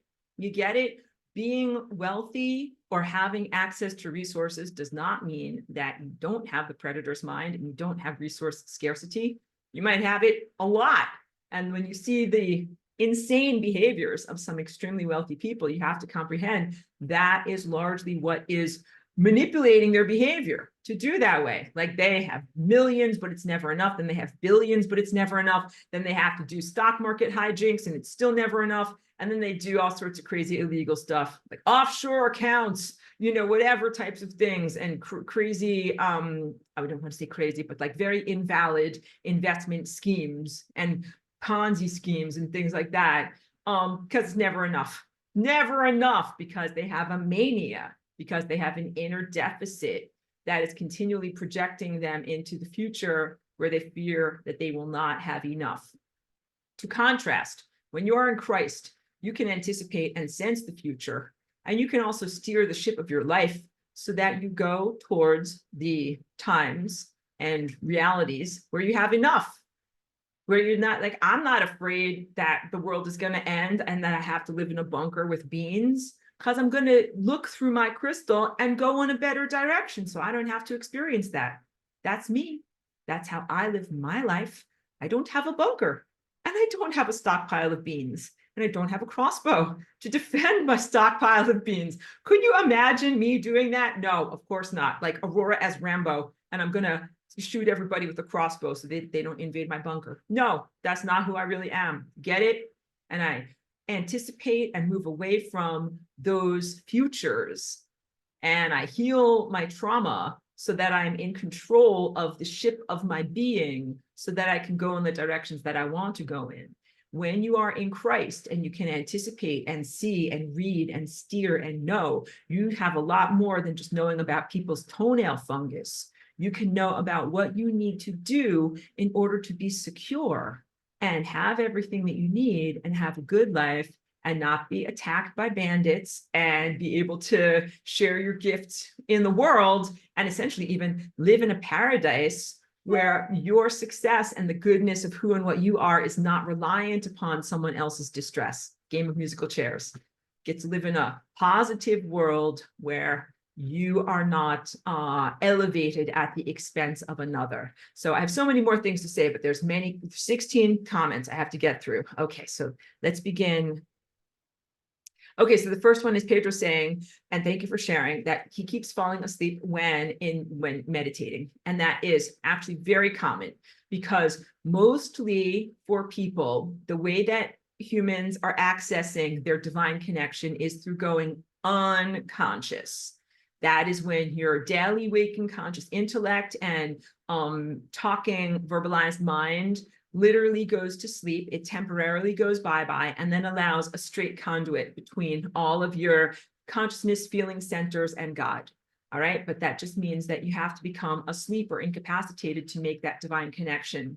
And meditation is acting in wakefulness to create beginning apertures that make a conduit between yourself and the divine while you're awake. Because otherwise, if you're in a distressing situation and you need to have divine guidance, you have to know, what do I do right now? You can't be like, okay, let me go take a nap or fall asleep, and then I will be able to talk to God in a dream. And then I'll try to remember what I dreamed and come back to my daily waking consciousness, and then I'll know what to do. You're supposed to be able to know in real time, in the moment. So if you fall asleep in meditation, don't take it personally. This is literally why cappuccino was invented. A bunch of monks called Capuchin monks found that they were always falling asleep in meditation. So they invented this stuff called espresso rocket fuel that they could make taste good with frothy milk. And then they could drink that before they meditated, and then they wouldn't fall asleep. So just want you to know it's totally normal. But what you want to do in your meditation beyond the use of caffeine is, like, first imagine making just like a skinny little bridge between your daily waking consciousness and who you are as God. And then every time you're able to meditate, you're able to make that bridge fatter and fatter and fatter. And until at a certain point, it's like a nice big sidewalk, a nice steady path that you can be upon. But this can take years of self-cultivation. And it is definitely the attainment of a lifetime to be able to do that, especially just under your regular levels of suppression, the predator's mind, the human eros, genetic modification, and all of that regular flavor crapola beyond this stuff. But if you haven't done that yet, then you got to push a boulder up a hill, because you got to do that stuff and you got to do it with this stuff on board. And this stuff is really, really difficult to deal with. Just honest, okay? Not impossible, but very effing difficult. Pedro also says, friction equals heat equals spontaneous combustion? Question mark? Possibly. So I think that spontaneous combustion, which is people who occasionally change state from physical matter into plasma directly without like dying and having a funeral pyre, I think that in some ways it is like a spontaneous, uncontrolled level of ascension. But it's not the way that ascension is supposed to happen. Ascension is supposed to be something that you enter into consciously, just like if you're going to have an orgasm or some other exalted experience. You should be like, I know what I'm doing this on purpose, I know what I'm feeling, I'm with it, and then hooray, like now I'm in an exalted state. And I think that the spontaneous human combustion happens when these amazing uplifting forces begin to flow through a person. And yes, they do hit blockages and cause friction, but also I think that there is a lack of awareness and lack of guidance. Like you guys have in this culture, hardly any help and assistance. Like in other times and places, you would be like in a monastery, a bunch of older monks would tell you what's going on. You'd have all sorts of assistance and also guidance from the other monks who have died. And then in previous times, now they're helping you as whatever, otherworldly residues or help from your coherent light family of ascended masters. You don't have that, hardly have that at all. And then also, this blocks all of that good stuff out. So people are flying blind. And I think that is largely why the spontaneous human combustion, even though I haven't heard very many evidences of that recently, like in the past couple of decades, but it was definitely a thing for a little while. And I think that it is from ascension energies flowing through an uncultivated body and with minimal assistance. Like they're trying to give birth, but they don't know anything about what they're doing, and to greater or lesser levels of success in their personal birth. Pedro also says, I believe that no one will save us. We will save ourselves. Others might create conditions that will make things easier, but it's up to us to do it. It absolutely is up to us to do it. And thank you for that clarity, because part of the suppression technology that's being used against you is to have you expect someone else will do it. Someone else will not do it. And also the people who would do it are fighting battles themselves. And that's also a difficult thing to hear. Like when you are a teenager, tweenager, or whatever, and you start to find out like not only mom and dad don't know everything, but sometimes they're wildly mistaken. But then you also sometimes find out that mom and dad are fighting their own battles. And although they would be there to help you because they love you very dearly, they are busy fighting and hanging on by their own fingernails. And it is a huge self-maturation and empowerment to say, I am going to have to do something about this because they love me, but they're just not effective. I think that's how humans have in this world right now have to look at higher dimensional, exalted, otherworldly, ascended masters, because they would certainly, the real ones, love to help and are very committed to you. They're fighting their own battles right now. You just have to know this. The level of reality that I emanate from as Aurora was perturbed. Huge battle. When I created Flying Rainbow Lasagna, it was created amidst a huge battle. Everything is not okay in quote unquote the heaven world. Things are very, very difficult there. So you must take personal responsibility. And let's say you are an 8-year-old or a 12-year-old. I mean, it is asking you a lot as a preteen to reach into levels of adulthood and be mature on that level. But if you want to stay alive and keep your soul, you're going to have to do it. Trisha says, Aurora, did you mention artificial fascia, like an artificial spider web on top of the nerves and between the skin and muscles? Could it be fungus and fungus be the implant? Thank you. So the artificial fascia is a very real part of this stuff that you're fighting. This stuff has 3 components. A metallic component that acts almost as a skeleton. On top of that, a type of, I'm calling it a mycoplasma, which is a type of biological stuff that is a combination of a fungus, biological parasite, and bacteria that does not have a cell wall. It's just goo, but it's biological goo that grows along the pathway that the metal implant does. And then there's also a crystalline architecture, a crystalline feature that is kind of like lenses that are colored that are used for shooting this artificial light around your body. And this is absolutely an insult to your natural fascia, which are amazing things. If you want to do some self-research, you can look up the work of Dr. Klinghardt from Germany, and also something called microtubules. And the tubulin or microtubules are very, very microscopic inner architecture in all of your cells that transmit biophoton light. That is your natural light body exhibited in your physical somatic cellular presence.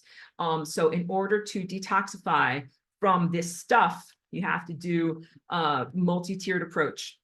Anti-parasite stuff, antifungal stuff, taking out metallic detoxification type of stuff, and things that will remove false light consciousness and protect you from the negative, what is the word for it? Unhealthy patterning, unhealthy mind patterning that is inside of you. Trisha says, another movie with ear tinnitus, frequency attack before every hijack is Jack Nicholson in Stanley Kubrick's The Shining. Yeah, that's a very, very scary movie, but I definitely know what you're talking about. Trisha's saying they sell it online, but I don't know what you're talking about. So, okay, but thank you for that. And Pedro says, Aurora won't save us. She's teaching us how to awaken our powers. our light and unconditional love and the synergy of our love, light combined with everyone else becoming more powerful. I would like to say this. I am doing my utmost to help and protect you as much as I possibly can. So it's not enough for me to just be like, I'm just doing me, and all these silly humans are out there like getting vaccinated and doing all these things to themselves, and they can just go down the hole if they want to. I actually don't have that luxury, because I live here too, and the things that humans are doing and the way that this stuff is invading humans destabilizes the entire fabric of space, time, and consciousness. So what I'm doing is, yes, teaching, educating, and capacitating you, but also even as I am augmented and find greater levels of capacitation, I'm always trying to protect and clear others. So I learned how to clear this stuff out of my pineal gland. I actually learned how to use something that's not my pineal gland to clear my pineal gland, because my pineal gland wasn't functioning for several years here. And then what I do is I go around and I clear other people's pineal gland. And sometimes I do drive-bys. Just clear them all out, clear them all out, clear them all out. If I have extra energy, I absolutely clear out other people's pineal glands and capacitate you. But yes, my ideal is to bring you up to a level of self-capacitation so that you can then protect and defend yourself. So I will absolutely clear you out, get stuff off your planet, fight as hard as I possibly can against this stuff, but then always going to give you your freedom and teach you how to do it for yourself. And you want to defend yourself, defend your planet, and then never have this happen to you again. And guess what? You also go around protecting and defending others, because that's just part of it. As others have protected and defended you, when you were a tiny infant, you then look at other infants and you're like, this is fragrant. This is wrong. You understand? This is BS. What's happening is not fair over here. And now I'm an adult. I can do something about this. It's just natural. Mary, thank you for being here, says, that's why I got ascended masters to help me be present and wake up for interventions to my consciousness. Cats, dogs, and crows are my favorite ones where I live now. DC, evil area. DC is very evil, but I'm very pleased that you have cats and dogs and connection to nature, like wild animals like crows. It's incredibly important. I'm telling you guys, hug a dog, hug a dog. And Cheeky and I walk around town and she presents herself to people for hugging. I think that she is an amazing ascended master dog in outreach, doing very intentional work for our planet. I'm her sidekick. She goes around helping people all the time. And I'm just like, carrying the treats and walking her between different places. But yeah, she's just really quite amazing. And I'm very blessed to have her. We're all blessed to have her. Aurelia says, sometimes I think my art is not as good as AI art. No. Wipe that out of your mind. I'll just say this very briefly. Sometimes I'm an art critic, like I am an artist and I do have a lot of standards, and I used to be a lot more acidic about it. But now when I see people making actual paintings and actual things by hand, I celebrate you no matter what. It doesn't matter if it's a stick figure. If a human painted it by hand, I am going to celebrate you. I'm going to clap. I'm going to talk about the amazing explorations that you're doing. Anything that a human does is going to outclass AI art times 10 to the 35 exponents. I'm telling you, AI art is worse than doo-doo crap. It is totally unhealthy and unworthy. And calling it art and placing it in the same context as human created art dilutes all art. Like, there's been many conversations. Oh my goodness, like I have to wrap this up soon. I have other things that I have to, I have other angelic assignments that I have to do. Not just to say other things, but I have some important other commitments. But I could have a whole tirade, guys. I could have a 3-hour-long tirade. It would have to be like this, like, let me tell you, just please let me tell you all of my feelings about art, because I already have a lot of opinions about what is art, what's good art, what's bad art. But AI art is by definition bad art. It is not good. It is not art, and it is an affront to and an assault on human self-expression, human creativity, and human artists. So I hope that, Aurelia, I hope I can turn it around with you. Maybe we'll have a private conversation sometime, or maybe I should have this conversation in a video. But no, AI art is terrible. It is soulless. It is assault. It's not only invalid, it's not only mere decoration, it's an assault on your consciousness. and I am insulted by its presence in the world.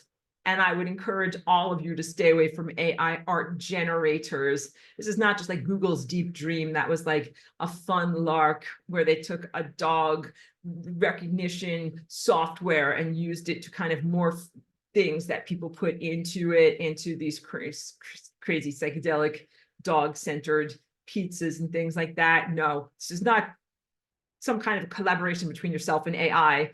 This is horrific, soulless, again, assault on your being. I just can't even go any stronger than that, but don't feed it. Don't feed the monster, and definitely keep going with your own art.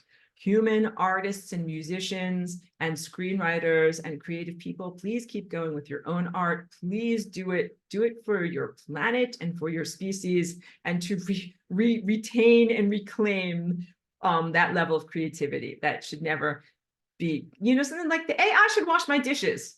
The AI should not paint a painting. And who in the world is making AI paint a painting? I should paint a painting, or really should paint a painting. Someone else should do my dishes for me. I'm sorry. You got it. Charlie B says the FRL is a new and novel invention that proves we are mandated to rectify. It did not exist, and now it does. The love, light, do nothing, karma avoidance crowd really needs to self-reflect on personal responsibility. Should one really do nothing when witnessing a rape? So well said. Thank you for that, Charlie B. And you understand it's a huge amount of disempowerment implantation that the love light crowd is, they are hamstrung. They are bound by dark magic. And a lot of what I'm doing here is to act, to rectify, to recapacitate, to break those spells, including the spells of like Christian nonviolence, be like Gandhi, turn the other cheek, do forgiveness. You don't do any of that stuff when this stuff is invading your planet. Definitely not. Aurelia says, but I don't want to believe that. Good.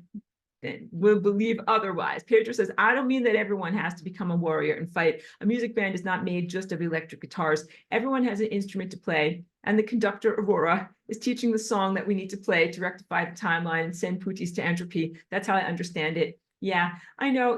I wouldn't define myself as a warrior initially. I came here as an artist and a musician and an expresser of truth, and I've had to become a warrior. So I will just tell you guys that during a wartime, you might have to expand and redefine your self-identity because it needs to happen. I would love to just do nothing more than paint a painting all day, but if I did that, the planet would be kaput. It's not going to work. I got to somehow schedule my painting time around my efforts to fight for consciousness, freedom, and protect your planet and all time, space, everywhere. So just know that although you might not identify as a warrior, you might abhor violence, you might wish to move into levels of non-duality. All of that is correct, but you are in a war and you have to fight. And you can't always expect others to fight for you. Sometimes you must fight for yourself, and sometimes you might be in the position to fight for others. And I want you to know that that is one of the best things you can possibly do. You, I think, will never regret that. I think if you didn't dive in, if you didn't try to help others, then you'd face your life review, be like, I regret that. I wish I had helped that tiny infant or that vulnerable person, or fought for people who couldn't fight for themselves. I don't think that you will ever regret fighting. I don't think you'd be like, I regret trying to fight against evil, or fight for God, or fight to uphold the fabric of reality and life.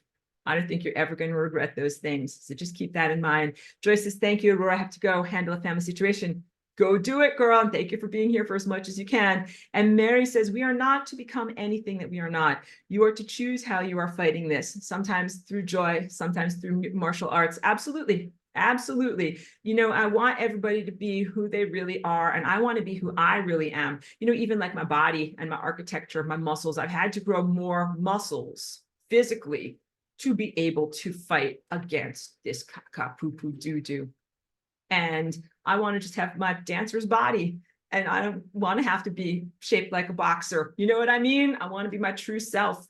So let's envision that. Let's envision the context wherein you can be as free and expansive as you would wish, and not to always have to be either in self-defense or planetary offense. And we'll get there. We will, guys. But just for the moment, don't be afraid to fight and expand your definition and maybe at times be a warrior. All right? It's noble. Pedro was wondering, 1984, like the George Orwell novel? No, I actually just chose a random date of when trauma might have happened. So I didn't mean to confuse you by that. Oh, Michelle is saying like Lara Croft Aurora, kind of like it, but I do get it, not necessary. I totally get what you're talking about. I know, because I'm telling you, I really used to look down on a lot of the action heroes and figures and things like that, because I'm more like Superman. Like I'm here to protect life and, you know, use my superpowers in very positive, uplifting ways. But sometimes you need to kick ass. Sometimes you need to fight against this stuff.